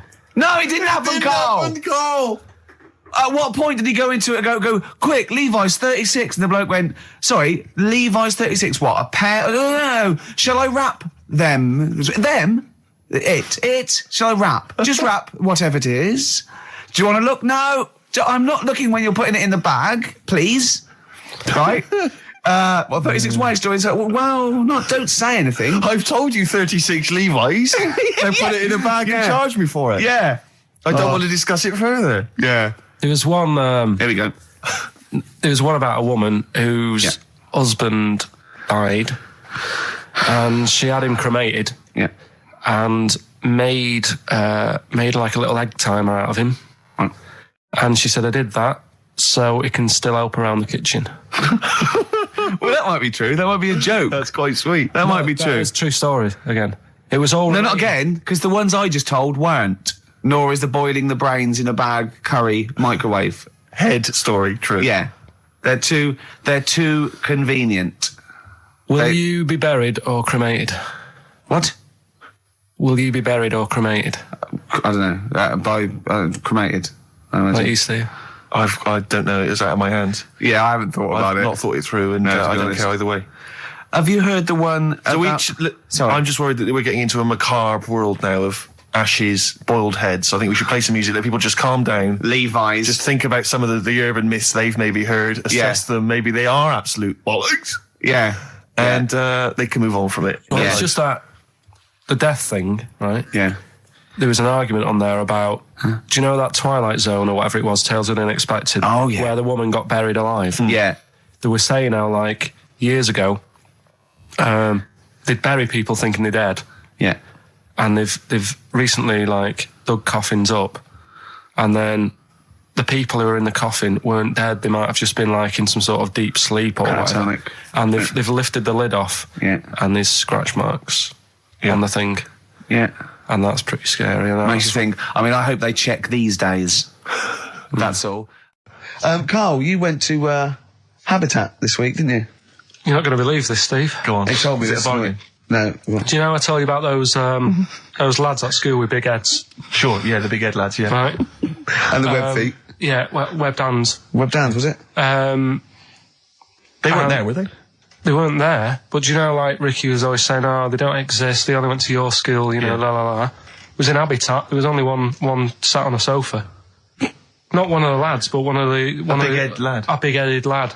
What? Is that like, when you say a big-headed lad, is he like Frank Sidebottom, big head? I mean, is it like... I don't know what this is why, you know, it'd be nice to... You think it's maybe a medical... Well, it'd be nice to, if there's a doctor listening, sure. Right? Yeah, a doctor listening to XFM thinking, I must phone up and fuel Carl's obsession with the deformed. Yeah. No, but it's not really deformed. But how big is the head? Probably, you see, it's weird how it's always kids who I see with it, so I'm wondering whether they have a full-size head. Right. And then when they get older, it works out all right. Like jumpers. My mum used to get me jumpers a size too big, so it'd last a year. So I'm just wondering if it's the same. So how old are these generally? Are they not like adults? They're like kids. Well, when I was at school there, I was probably about 7, and this kid on And do they have to wear Sunday. any kind of apparatus to sort of keep their head from kind of, you know, not tipping them over or sort of staying upright? Like well, I'm just worried that the head's kind of too heavy for their body or something in there. No, it's not that big. Right. It's just not right. You kind of go, you sort of do a bit of a double take. Yeah. Like the fringe isn't sort of, you know, just above their eyes. It's quite high up. Sure. That sickens you, obviously. And is it something that repulses you slightly? Do you get No, that'd be cruel. No, sure. But, you know. But it's not cruel to discuss it on the radio. Well, it happens, doesn't it? Sure. You know what I mean? Yeah. So, and I'd just like to know what it is. If it's like a water on the head type thing. Water on the head type thing. Like water on the knee. Yeah. But on the head. On the head. But, if anyone knows what it is. Yeah. People with big heads.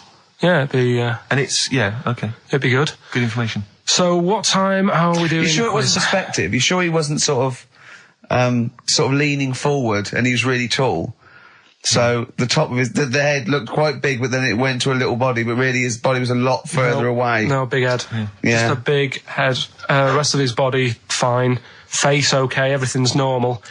You weren't looking at him in a kettle? If you wore a hat, it'd be alright, but... What do you mean if you wore a hat, he'd be alright? You'd probably just think, it's a big hat or something. Yeah, well, what sort of hat? So you don't wear like a 10-gallon hat? Yeah, that would go down onto his shoulders with 2 eyes cut in it. Yeah, like something from the Ant Hill mob. Yeah, Michael Bentine's potty time. Yeah. How would a hat help him? Yeah. Are you sure this wasn't a Diddy man?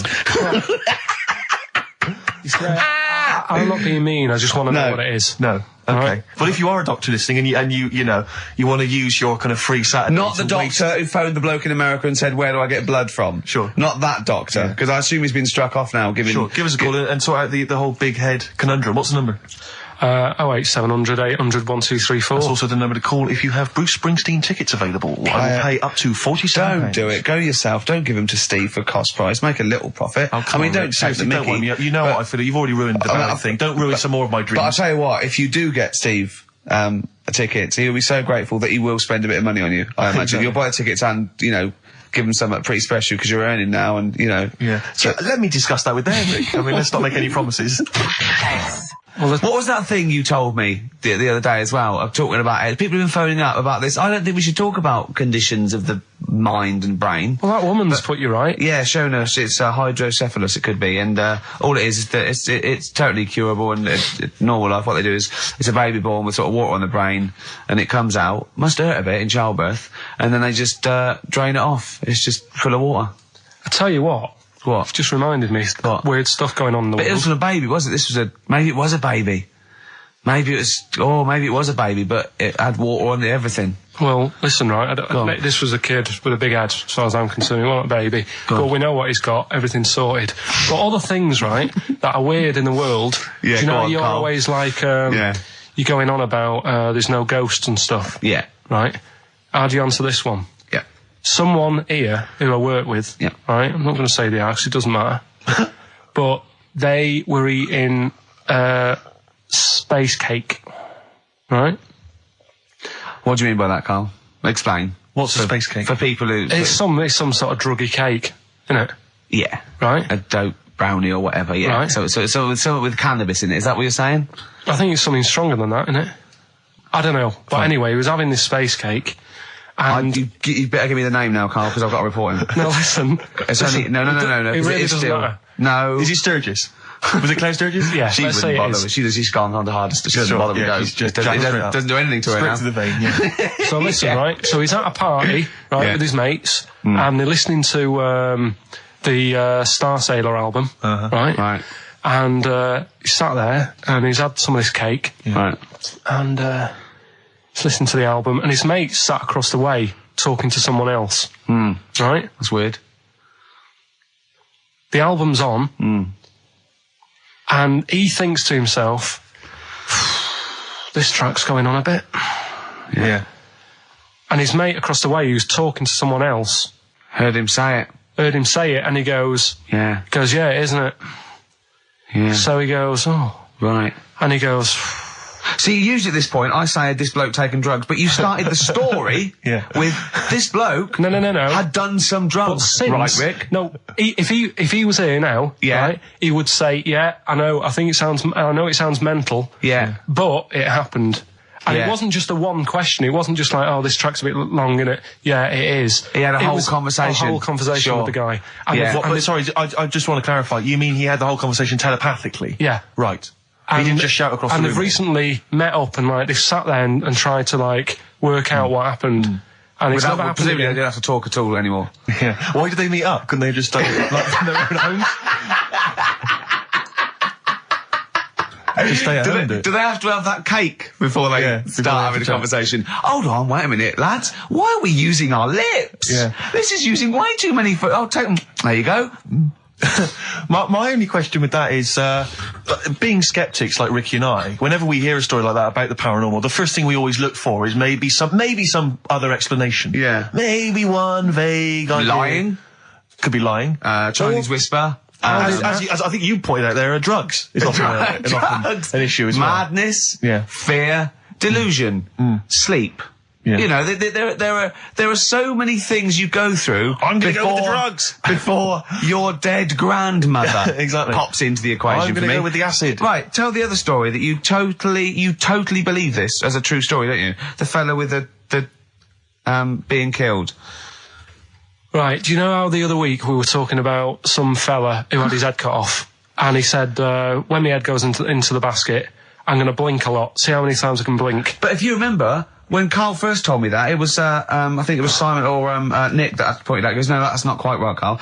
Carl told me that he had his head cut off, and when his head was in the basket, it looked up and said, count how many times I blinked. But he believed that as well. So he was happy. He was happy with that. Sure. Do you know what I mean? So yeah, a couple of weeks ago, there was a guy, he had his head cut off, and before he had it off, he'd said, I'm going to blink to show that there's life after death. And he did 32 blinks, right? Sure. So you two were sort of pointing that down the other week. Yeah, we were sceptical. So I looked again on the internet at some other website. Yeah. And there's a guy... Sorry, is the website, just to clarify, the website is the place where you bought that property on the moon, didn't you? Because it was a bargain.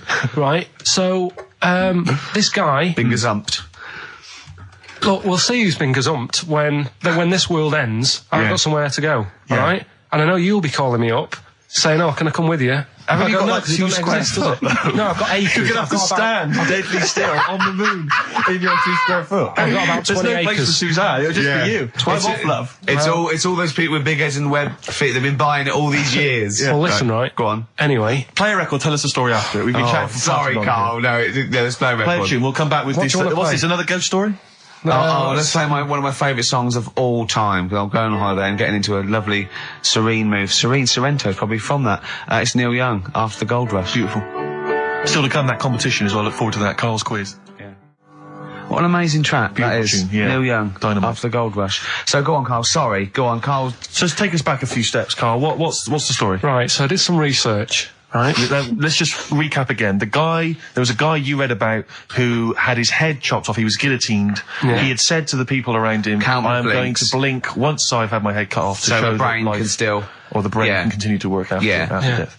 Okay, so we queried that. So you weren't having any of it? Well, no, possibly for a few seconds till the oxygen stops being fed to the cells because the blood has drained away. But, nothing spectacular. So go on. Well, along the similar sort of lines, right? This is quite a few years ago.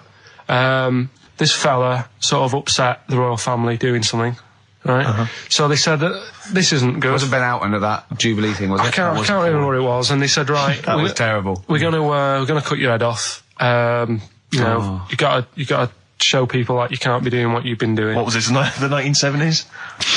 When you say a couple of years ago, you mean maybe sort of... Was it the olden days when the phones weren't very good? Ages ago. Yeah. Ages ago, sure. So yeah, fair enough. Yeah. So... Very philosophical. Yeah, imagine that when you wasn't here story. This was literally ages ago. Yeah, exactly. Yeah, Simon Sharma's History of Britain. Yeah. Oh, and even before that, which is yonks before, when it was all mental and different. Sorry, Carl, go on. So he's having his head cut off, and he's resigned to it. It's the day before. He's kind of got it into his head now that I'm not going to have my head much longer. Sure. So he said, let's make use of this. Yeah.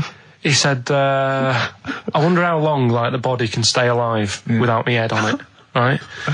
So they were like, I don't know. So who were? So the jailers, whoever he was asking. These jailers with one eye. Yeah. Get out, pal. So he said, no, wait a minute. I've got an interesting scientific experiment, jailer. Well, fair enough. What is it? So he said, what I want to do, right? He said, surely it's my last right. I'm going to be dead tomorrow. Sure. So let's do a test. He didn't draw it out this long, did he? Yeah, he said let's test this out. He said do us a favour. He said it's my last day. What I want you to do is you're going to cut my head off. Let's put a white line on the floor. Right. And see if because there's no point asking how far he can sort of walk without an head if there isn't a line, because you don't know what to count. Do you know what I mean? If he loses his head and he's running around all over the place, you can't really count That's not impressive enough. Yeah. So they said, let's make a white line. Sure. Yeah. Who said this? He did or they did? I think they started to join in with him and saying, well, let's make this a... Sure. You guess it. Go on. So... they got Norris McWhirr down. The Guinness people. Oh. Yeah. So they said... Let's get this white line. Yeah. And dedication's all he needs. We'll do this tomorrow. And he said, all right, then I'll see you in the morning. Yeah. See you in the morning. I'll see you in the morning. Night, sleep tight. Bye. I love the fact that Carl knows exactly what was said. Yeah. That's beautiful. Yeah. He doesn't know the story or what order it is in or when but he knows exactly what was said. But he knows the introduction. All right then, see you in the morning. Bye. Oh, kissy. Oh, I'm not like that. Oh, you joker. Don't let the bed bugs fly. Yeah. Anyway. So he gets up. Do you want a paper tomorrow? No, I'm all right. Go on. He gets up and they say, right, today's the day and that. And he said, well, I've got used to the idea. So here's a white line for you. Got used to the idea. Go on. So they go, right, you ready then? And he said, I go on. And they cut his head off. And the body walked 32 steps without a head. Wow. 32 steps. Incredible.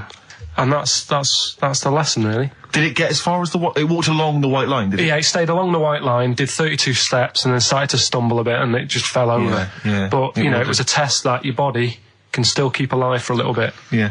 When you've lost your head. Absolute twaddle. Absolute twaddle. What do you reckon you can do then without an head?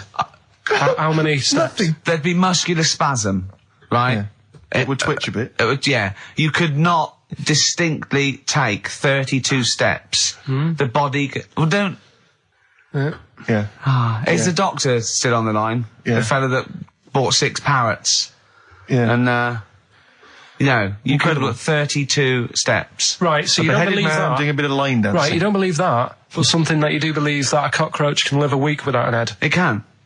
Slightly different kettle of fish there. Why? Wow, insect to human is what I'm thinking. Yeah, that difference. There's not that much difference in some insects. Do you know that a snake has a heart and lungs and kidneys and stuff? Go on. No, well, I'm just saying. So? You're making out as if like they're a totally different species.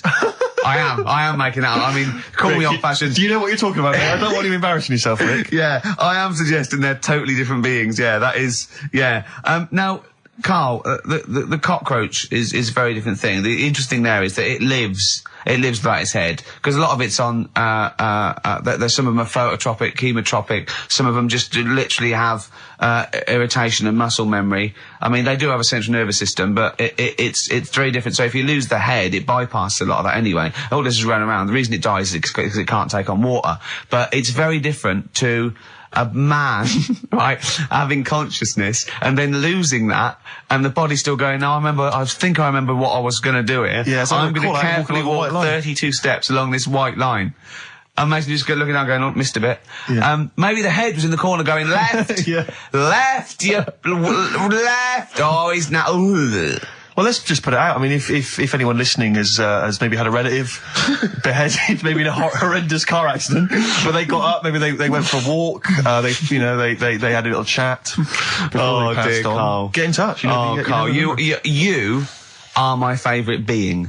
You are my favourite species. Now, you, Karl, may not be particularly different genetically from a cockroach. You are. Why can cockroaches do that? Why whoever made them went... Let's play a record. Do you know what, when I told him this fact, I send him little facts on text messages just to inflame his, interest. I just sent him a cockroach can live 9 days without its head. He texted back, what's the point of that? Yeah.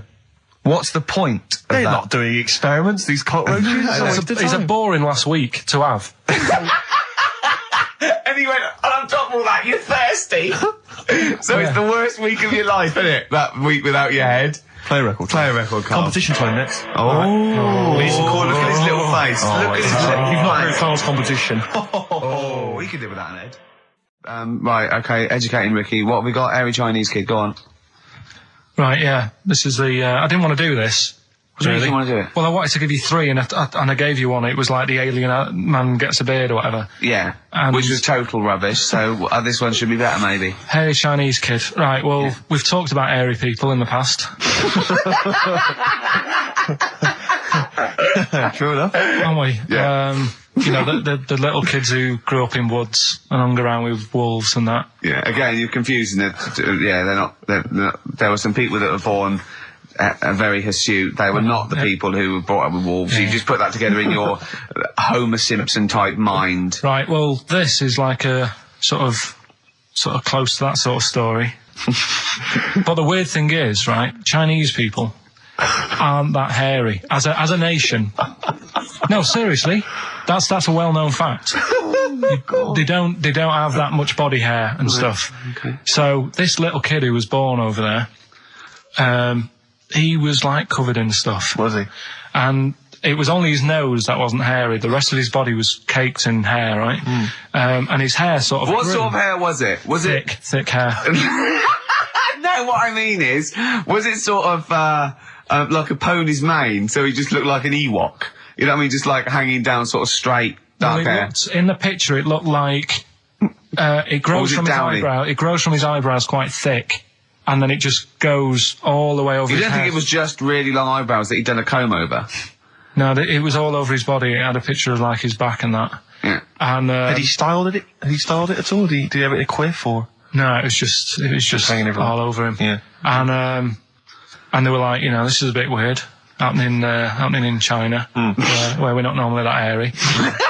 That was the scientist speaking there. Yeah. And the local press and that were getting him down, calling him monkey boy and all this. Oh. And thinking Chinese press. But the doctor, yeah. Oh, they're cruel, aren't they? It's like those game shows.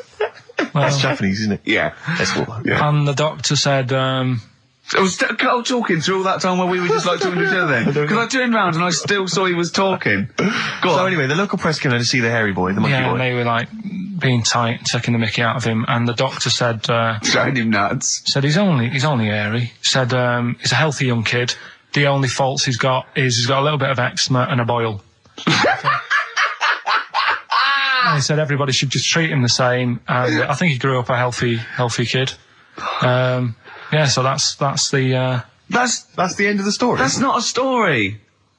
Why? But I've got nothing. I don't know what to say to that. So someone in China was born slightly hairier than the rest, and he was normal apart from eczema and a boil. That to me isn't a story. But if it is, I've got a million. I mean, it's sort of like bloke from Manchester went a bit bolder than the rest, got a job on radio. He was normal. I mean, that's not a story, is it? So that's educating Ricky. Will we? Brilliant. Do that next week. That is brilliant. No, I think that was good. I did. I mean, I enjoyed that. I learned something from that. I mean, I want to get. I mean, this is all from one book, is it? Yeah. That's an interesting book.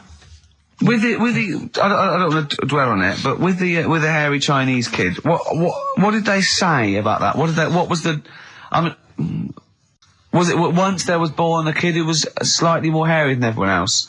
But yeah, it's all right. He only had a boil. Oh, how did they word it? How did this capture your imagination? There was it was a picture that grabbed me first of all. Yeah. Sure. And it was like, God, what's up with him? And that's when I read it. Did you see the boil and the eczema or just the hair? No, you see, because his face is like, just under his eyes is sort of nice and smooth, and his nose is sticking out, and that's not hairy. But the rest of him, it looked like he had the sort of a balaclava on or something. And then I read on, and it's like, this is a hairy kid in China. Yeah. Yeah. So. Yeah. Okay, good. Anything else in there? Because, I mean, I like that. No, we'll do more of that next week. How is that alongside, hanging bacon, alien abduction, a hairy Chinese kid, and a little interesting fact about the derivation of a phrase? What do you mean? He didn't understand the word of that. I knew the word derivation was going to cause problems. I thought derivation shouldn't have come out. I wasn't disputing. He's all smug because he's had a phone call. That was Beck, lost cause. Go on, tell him why you're all smug. Because Adrian just called up. Yeah. After hearing the story about the Chinese kid. Yeah. And he said, yeah, that's true. He said that there was a TV programme on it. Yeah. He had a chromosome defect. Yeah. And it made him hairy. And his mum and dad used to have to shave him. That wasn't in the book. But thinking about it, that's not a good move anyway, is it? Because they say that for women, if you get a few hairs on your top lip, don't shave it because it'll grow back thicker and faster.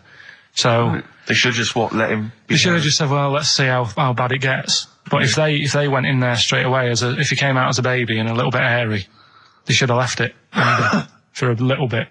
But Adrian called up and said, yeah, he was hairy, he was all right. But we weren't disputing there was a Chinese kid born slightly hairier than the rest. We were disputing the fact that you didn't actually tell us a story. You just told us a And what we are disputing is that man was abducted by aliens for 3 days and grew a beard. Yeah. That's definitely not true. No. We don't know about chewing the fat, but it sounds quite viable. Yeah. You see, the difference is between me and Steve and you is that what we believe isn't random.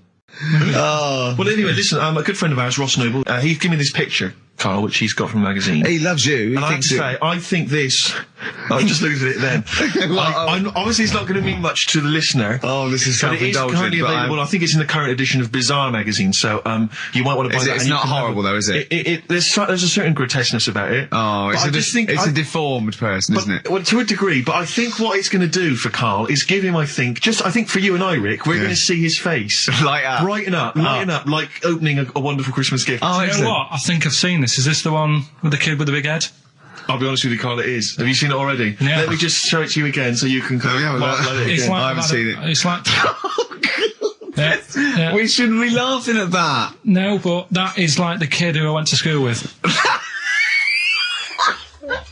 that is the same. That can't be the same. So do you recognise him? Seriously, that is the same thing he had. I mean, I have to say, it does look like it's been computer generated. It's so odd. Yeah. But look at the child's face. I know. Look at his reaction. Don't take another photo of me.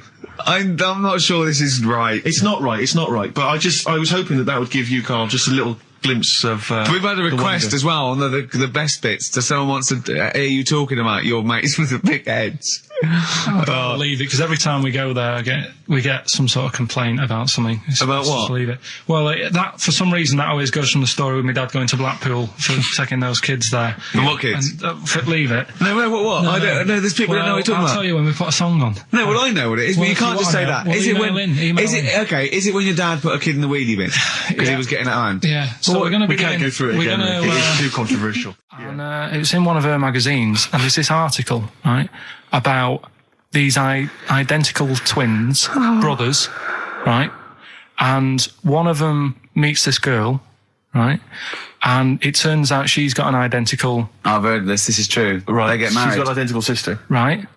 So they both go out. So two identical twins, male going out with two identical twin sisters. Yeah. So I was looking at it going, oh, that's weird, because you see them, like, they're always wearing the same cardigans and that's like... But then, but if you're an identical twin, then you probably would fancy the same sort of person, wouldn't you? But then I was asking, she was going, it's getting near the plot, the murderer. If they had a kid, would they look the same? Yeah. Would not necessarily, because it depends on what genes are passed over. Even though they've got the same exact sets of genes, that you don't pass on all the genes, do you? It's 50-50, but you don't pass on exactly the same genes in each sperm, let alone with an identical twin. Yeah, but even though you don't do that, like my brother and sister don't look like me, but you know they were related. Because they share 50% of your father's genes. Gobbledygook. Yeah. No, you share 50% of your father's genes and 50% of your mother's, but not the same 50% on two occasions. I think you completely lost him already. When you brought in the word genes, I thought you were thinking, what no, they wouldn't necessarily. They wouldn't necessarily, no. They could do by Did Suzanne chance. Look at you like Oliver Hardy looks at Stan Laurel when he's just like nailed his hand to a wall or something? She went, ask Ricky tomorrow. And then turned up John Nettles. And then turned it up. Yeah. Oh, that is brilliant. I think I heard a story once where two sets of Siamese twins married. What if you fancied the one on the left? Yeah. What if one of them was having an affair behind the other one's back? That'd be difficult to conduct, wouldn't it? You better show off he's waking up. What are you doing? What are you doing? What are you doing down there? What are you doing down there? There's no one down here. Well, I think there is, because I can see her sister here. No. What's she doing? No, she's covering for him. What are you covering for him for? He's your husband. Is my wife down there? I read something about some Siamese twins. Go on. And one of them was saying, we get on each other's nerves and that. The other one was going, we don't. I didn't know this. I've never liked you. I've never liked you. One of them was going, I hate doing the washing up, but I let her do it. And the person doing the interview said, well, why don't you help out? Just dry up and get the job done quicker. And she was like, no, I can't stand it. I prefer just to hang around there and wait for the other girl to do the washing up on her own rather than help and get the job done. Sure. Just selfish. Well, there was one set of Siamese twins. One had a job and the other one didn't. That's ludicrous. Yeah. The other one was unemployed. The other one had a job. She had to go to work. She had to get up at 6 o'clock on her day off. I'm supporting you, literally. Yeah. Then they get done off the social for sort of... Yeah, because the other one was signing on. Are you living together? We're not. Like, that got a load of attention in the press, but the Trisha programme got nothing. Okay. Which, I know, Steve called me up in the week, right? Like 10 o'clock in the morning, I was at work, and he goes, she thinks so at 10 o'clock. She thinks preparing this show. Most people go to work about 8, 9. You're watching Trisha and that. I said, no, what is it? He goes, oh, you'll be loving it, right? Freaks. Was it, help me, my mum's a freak? Siamese twins. Right. So I couldn't watch it, but he said, it might be on again because they repeat stuff on ITV2. Right. So I had my dinner late. Right, instead of having it at like 1 o'clock like I normally do, I had it at like 2:30. Yeah. Sat in the office, put the telly on, ITV2. These Siamese twins. Did it blow your mind? It was amazing. You know, we talk about a lot of things on the show quite a lot. The hairy kids crop up a lot. I was waiting. It's been 10 minutes and you haven't mentioned the hairy kid. Right, and last week we were talking about Siamese twins, weren't we? So it was weird that this programme was on, but it was amazing. I mean, what I think you can't refer to them as Siamese twins. I think they're known as conjoined twins. Why? I think Siamese is maybe considered derogatory or as an old antiquated phrase. Yeah, I think it's because the first famous ones were actually from Siam. Right. And that doesn't exist anymore. No, it's conjoined, Carl. Yeah. Get the phrase right. But you think that if that's happened to you, that wouldn't be that sort of offensive. The names that you must get called. Right. You think that's least Siamese twins, I'd say, well, that's, yeah. Now, were you stunned by where they were connected? Just live with it, we'd say. Right. Because they were connected, of course, at the forehead. Oh. Sort of, which was quite extraordinary. God. What if one had bad breath? That wasn't a question that Trisha asked. Annoyingly, because I know that much of the audience was thinking that. There's a few things that didn't crop up. What questions would you have asked of them? Because what things did you feel weren't mentioned? I'd love to just watch Karl watching amazing things. Exactly. Do you know what I mean? It's like early learning thing. Mouth slightly open. Yeah, mouth open, dribble, looking round to see if anyone else has seen it. You know, I hate that. Like when a cat sees a bird land on the balcony. Exactly. It can't believe it's luck. I'd probably say, how do you buy her a birthday present? A surprise gift, yeah. Because everything's ruined. Sure. Right? I'd probably ask... yeah. Well, did you not think it was interesting that one of them had a boyfriend? Well, that was a bit weird, wasn't it? Uh-huh. But what was the other thing that I was thinking when I was watching it? I was thinking if one got into crime and that was sent to prison... Right. What would happen? How would you handle that? It's brilliant. It is brilliant. If a chimp could talk. And what was the other one? The other thing was, what did he talk about? Because it's not as if you can say, well, guess what I did today? Do you know what I mean? Yeah.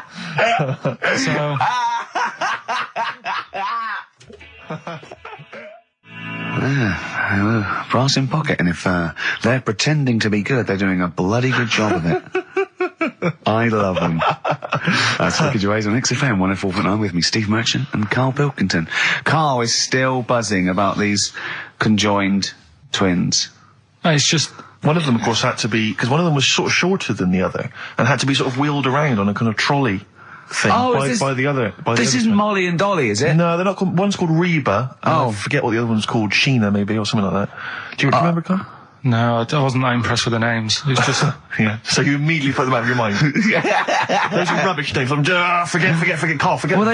They're gone. Were they British or American? Yeah, American. Oh, because I've seen two American ones on Jerry Springer. Bizarrely, one of them was apparently a country music star. This is Molly and Dolly. Well, they're not called Molly and Dolly. The one that joined at the Oi. The one that joined. But they're not. I think you've made up the Molly and Dolly. No, it was on Jerry Springer. There's a little one that sits on a seat, and the other one carries it round, her around. And they're not called Molly and Dolly. There was something like that. They're called. Well, we know that one of them's called Reba, and I forget. And one of them's a country and western singer or something. Yeah, and but she was saying, "Yeah, I've just made a movie. It's coming out shortly in theatres." Is your sister in it? Yeah, and the other one said, "Oh, I'm not involved." It's utterly bizarre because they live there. They work so hard to live their lives separately. Yeah, they say it's all. Yeah, exactly. Of course. So, yeah. They try not to. So she's talking about her music career, and the other one's sort of not taking any kind of credit for it, which is nice. It's weird though, because when she was singing as well, the other one just stands there. She doesn't join in. She doesn't sort of dance. Offer backing vocals. Do you know what I mean? Make a group out of it. Yeah, a duo. Yeah, well, but it seems like we're sort of being horrible, but we're not. No, we're not. I mean, we're laughing at Karl's amazement at this phenomenon. Sorry, I just got to say we're not. Taking the mickey. The really weird thing about all this, right? And it's annoying because you were saying about, what should have Trisha have asked and all that. Yeah. But one of them mentioned that one of them was adopted, and the other one wasn't. Don't talk rubbish. No, seriously. I didn't understand it, right? Of course you didn't. And then Trisha sort of said, well, let's have a chat, and they were like, no, I don't want to go into that. What do you mean one was adopted? That's what he said. One of them. Don't quiz me on it, but that's what was said. Hello there. Hello there. I'm a multi-millionaire. Oh, and I've just seen your orphanage. Oh, I'd yes, love to adopt one of your children. You'd like to adopt one? I'd love to adopt a children, because I've got loads from around the world, so I'd love to adopt one. I'd give you $10,000 towards your well, we're speeding through then, yeah. Okay. We've actually got 2 left. I only need one. I'm only interested in one. Yeah, I don't need any more. Don't need any more. They're sisters. I know it would be tragedy to break them up, but I really only need one. Now, break it up. There's the rub, you see. Sure. You just need the one. It's $10,000 now. You can have that. I'll sign it now, but I don't want to discuss it further. I'll bring you around. Brilliant. Okay. Ding dong. Hi, yeah, brilliant. You brought my kid round. Yeah, there she is there. That's a joy. Yeah. Okay. Just standing next to a bush. Yeah, can you bring her out to No, me? It's there's nothing behind the bush, so you just want... I just want to be able to walk 360 degrees round her. Do you want her or not? Yes, I can't believe it! What's that little trolley? She's talented. Oh, dear. You're talking nonsense, Karl. Well, whatever. Steve, you're out of the room there. Mm-hmm. Carl took a phone call from someone. Okay. He's found a cellmate. Right. Not a soulmate. I think one day they will be cellmates. Yes. Because he's just like, he loves everything Carl loves, and he was telling Carl stuff, and Carl's face was lighting up. Yeah. He's told him of 2 Russian kids in the circus. They're covered in hair, and their mum tells them off because they're covered in fleas. Carl said, see, that annoys me again, innit? They do something else. And the bloke went, yeah, they should just make money out of being hairy. And Carl went, exactly. And he said, have you heard of the 3-legged juggler? And the bloke went, no, what's that? He went, that annoys me as well. Because he thinks they shouldn't have done juggling, they should have done football. Do you know what I mean, though, Steve? What do you mean a 3-legged juggler? What are you talking about? He's a famous 3-legged juggler. Oh, he's mega famous. He's like the Beckham of wherever he's from. But the other day I was looking in, I don't know, Bizarre magazine or something, right? And there was this fella who, he had no arms. So you saw a picture of him, his job was fixing watches, did it with his feet. Go on. Well, it's just, why pick the most hardest job to do when you haven't got any hands? Crush grapes.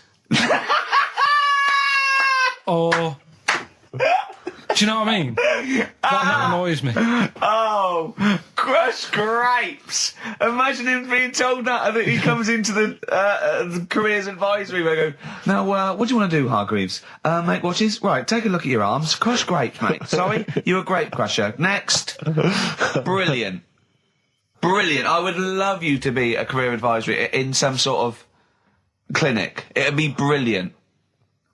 I like the fact that it annoys you. Here's a man, he's got no arms, he has learned to fix watches with his feet. Yeah. An incredible talent, incredible skill, he's utilising that brilliantly. That's annoying to you. You are angered by it. Right, I'm only being honest. Now, you be honest, right? Your watch is broke, who would you go to? You're in a rush, you need it fixing in a rush. Now, you need some fresh wine.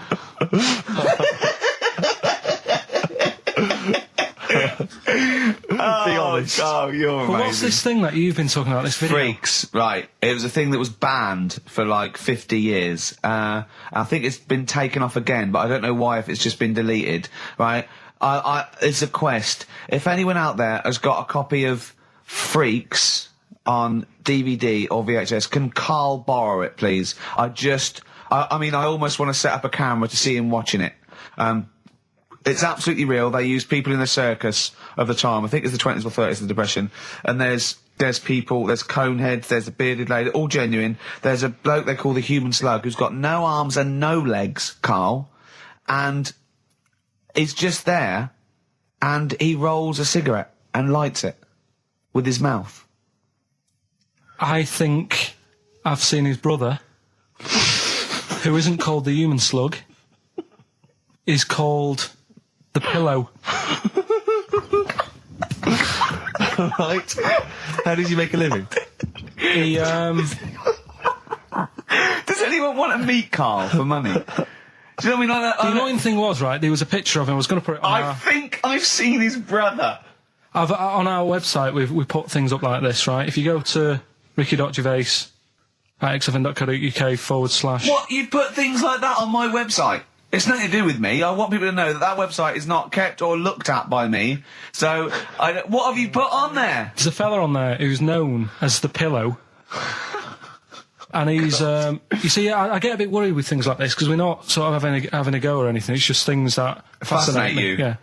And, yeah, it's a guy, it might be the same sort of thing. What's your one I called? bet you used to stare at people with goiters, didn't you, when you were little, in Tesco's? Well, just go to xfm.co.uk/Ricky, it is. What's the worst thing you've ever seen on, like, a human face? You know what it is, and I don't want to talk about it. I can't remember. Have you told me? Yeah. What is it? But go, it's not go the elephant lady. Go to the... Yeah. Is it the elephant lady? You talked about that, I know. Yeah, I don't want to talk about it again. Go to the website and see the human pillow. Why is he a human pillow? That's what annoyed me. I thought he was more of a draft excluder. Oh, that breaks all kinds of rules. Buzzcocks, harmony in the head. Now, things are flying here at XFM. People have called in. There is a video of freaks on the way. Carl's going to see that within the week. That's exciting. That is exciting for me. Do you know what I mean? About our education of Carl. We started off trying to teach him about science and history, and now we just find out he likes pictures of hairy Chinese kids and women. Who doesn't? No, true. You've got a theory about pictures of freaks, haven't you?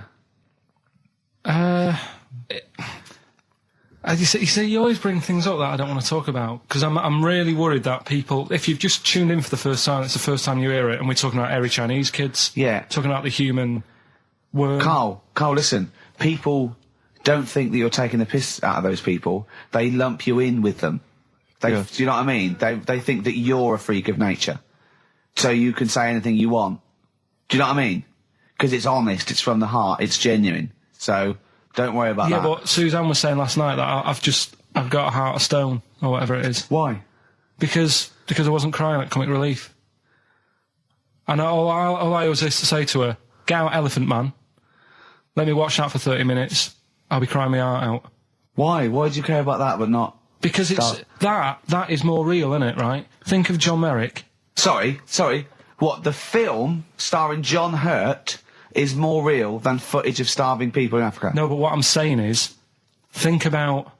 See, this is why I didn't want to bring it up, because people are going to just say... Well, you're allowed to cry at what you like. People can't have you for not crying at someone and crying at someone else. Imagine that, like, if you've seen the film, you know, his head's all, you know, messed up and that. Yeah. He's getting picked on all the time. Yeah. By Michael Elphick, I remember. Yeah. It's just really, really sad. Whereas, you know, we're trying to help But out you give him a bun people. and he forgets it. Do you know what I mean, though? He never forgets, Rick.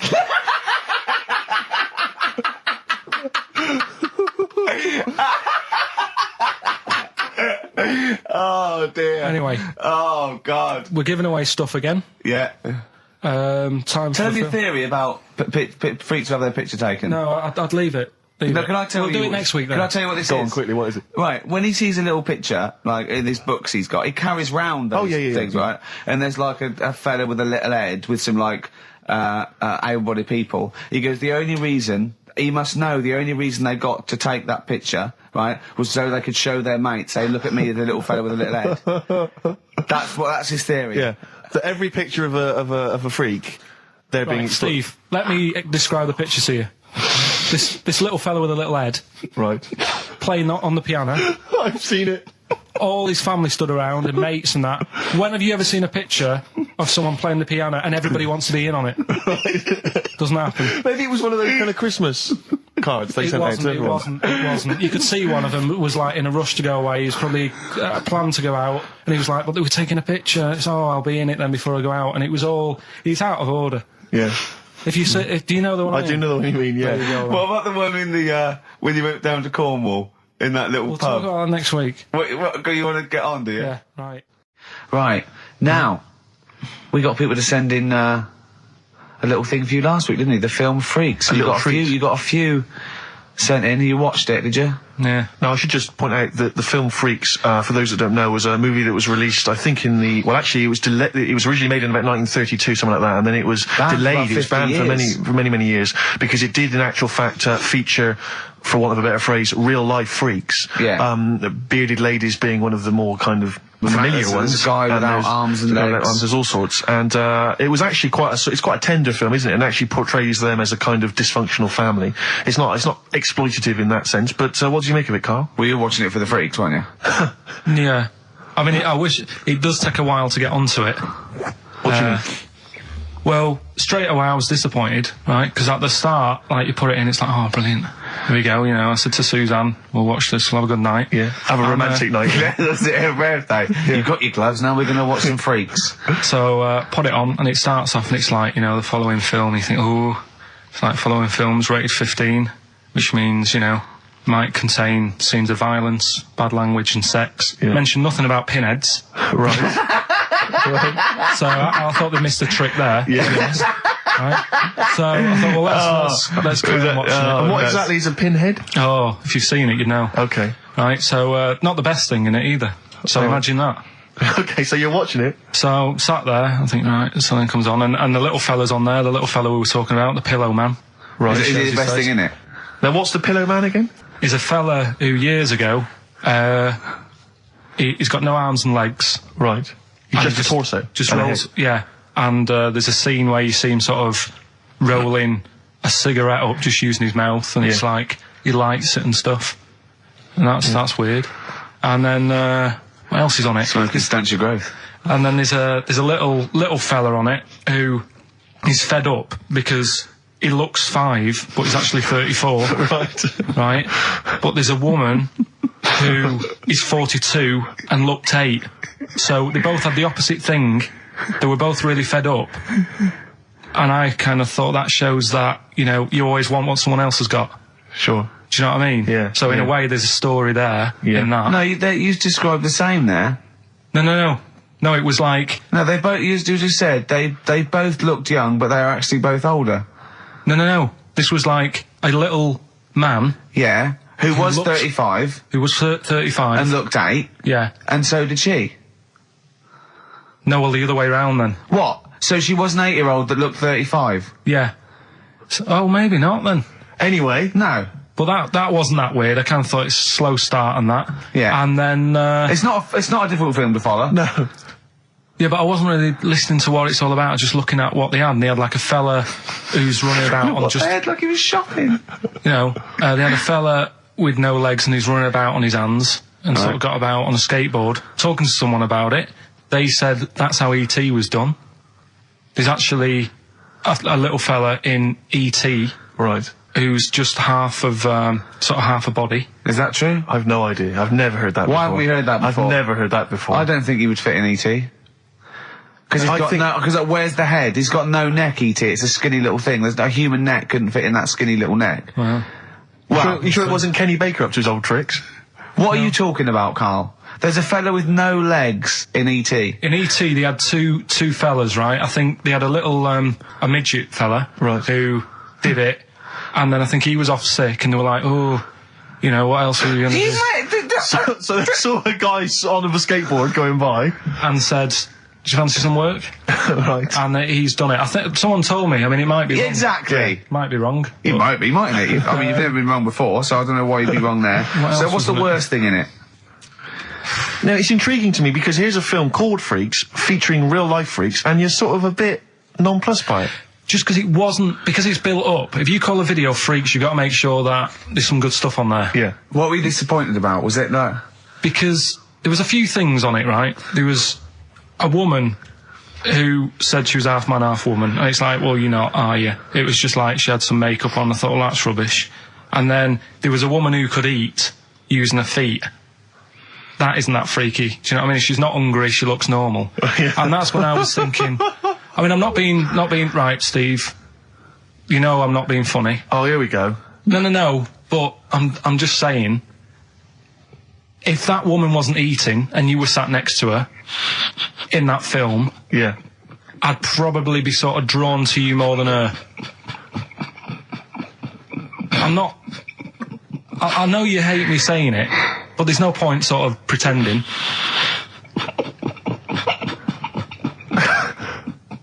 Do you know what I mean? Oi, Muttley, what are you sniggering about? That face. Well, you mean there were things in it that were less...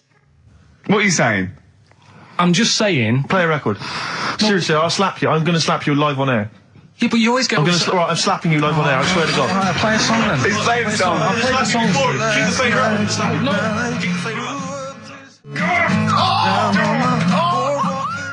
Bruce Springsteen, Atlantic City from the album Nebraska. So melancholy, that one. I love that one. Wow. So Freaks then. All in all, not as amazing as you first hoped. It was built up too much. Do you know what I mean? It's like is that my fault for getting you excited? I just can't believe it. I hand you this thing on a plate. And I'm not being out of order, Steve. I'm just being honest. We've always said that about this show. We only talk about stuff, you know. Yeah. You know, being honest and that. Yeah, no, sure. And I've always said the first time I saw you. Sure, no, you've always been honest, and I've always been honest with you. I've always said that, you know, you've got the intelligence and insight of a gnat. Yeah, but if I keep quiet, people don't know that. Sure. All right, incredibly they do, Carl, because you look stupid as well. Well, you know. Yeah. No, but Carl was being nice then. You don't. I'm just saying you're a good bloke, and now I've got to know you. Sure. Yeah. The first time was weird when I saw you. Yeah. No, leave it. Don't just try to interrupt. Just let it go. No, I'm just saying the first time it was weird and that, and then weeks go by. Sure. And the weird thing is, I kind of thought maybe he's not that odd looking. Yeah. And then you went to LA for 3 weeks. Sure. And when you came back, it was like the first time again. Right. Okay. Okay. Wait. No. Stop it now. Yeah. Everyone, stop it now. No, but I just think I'm a little bit more consistent because I've always thought you were an idiot. I don't want this. Don't argue. He was just okay. No, I just you know what I mean. My opinion has never changed. I've always thought you're an idiot. No. It's just all nice. Let's look. Peace. Shut up, fatso. Peace, not war. He's just such a stirrer, isn't he? No, he loves it. I don't think I didn't see you whispering behind the microphone about what to say to Carl. Look what I've just drawn, Carl, subconsciously. Yeah. Let's see. I drew a picture of him. It's going to be on the website. It's not been on the website. No, it's going to be. I drew a little cartoon of him. No, not yours. I drew one of Carl. Right, okay. What are we talking about? That was a the Freaks thing is over and done with. It was alright if you want to get it out on video. Sure. You know, it's probably worth a look. Yeah. There's a couple of things on there that get you thinking more, you know, it's like how their life is and stuff, do you know what I mean? How it's affected, and like the little pillow man, or the fella who's got half of his body missing. Yeah. You know, it's stuff like that you think, oh. But what's the one that was disappointing? You said it was a half man, half woman. Yeah, I don't quite understand that one. Do you mean hermaphrodite or half? I can't remember it. Do you mean it was one sort of like it had bits of both? It was just like half a face done in makeup and long hair, then on the other side it had it shaved. I love the idea that you go to this circus and there's people in there that have been sort of persecuted all their life, and they think, well, maybe I can make some money, and then you boo them because they're not freakish enough. I love the idea they go, boo, you're not freakish enough, boo. Oh, you've got bits of legs, boo. You know what I mean? Yeah. But there was, I mean, talking about that, you see, why did they join the circus and that? Because there are things they can do. I was telling you in the week that I was reading something on some news website about some sort of Olympic-style games where they're going to see, like, disabled people against able-bodied. Right. Let's be careful here, shall we? No, I'm just saying, though. Okay. Do you know what I mean? So there is other things. It doesn't mean just because you haven't got legs you can't do other stuff. Yeah. And in this race, there's, like, disabled people who are beating able-bodied people. Yeah. I mean, what? Would you go and see that? I don't know. But, I mean, it depends. What do you mean? They're beating them? At what? He didn't state what the little races were and that. Little races. He can't help himself. No, little races. Oh, look, there's the disabled with their little races. Yeah, they're having another little race. Oh, dear. Would you go? Would you go and watch that? Do you remember when Jimmy thought that Paralympics stood for Paraplegic Olympics? The Paralympics? Yeah, it means parallel Olympics. Yeah. He thought it meant paraplegic Olympics. That would be a good site, wouldn't it? Mainly blow football.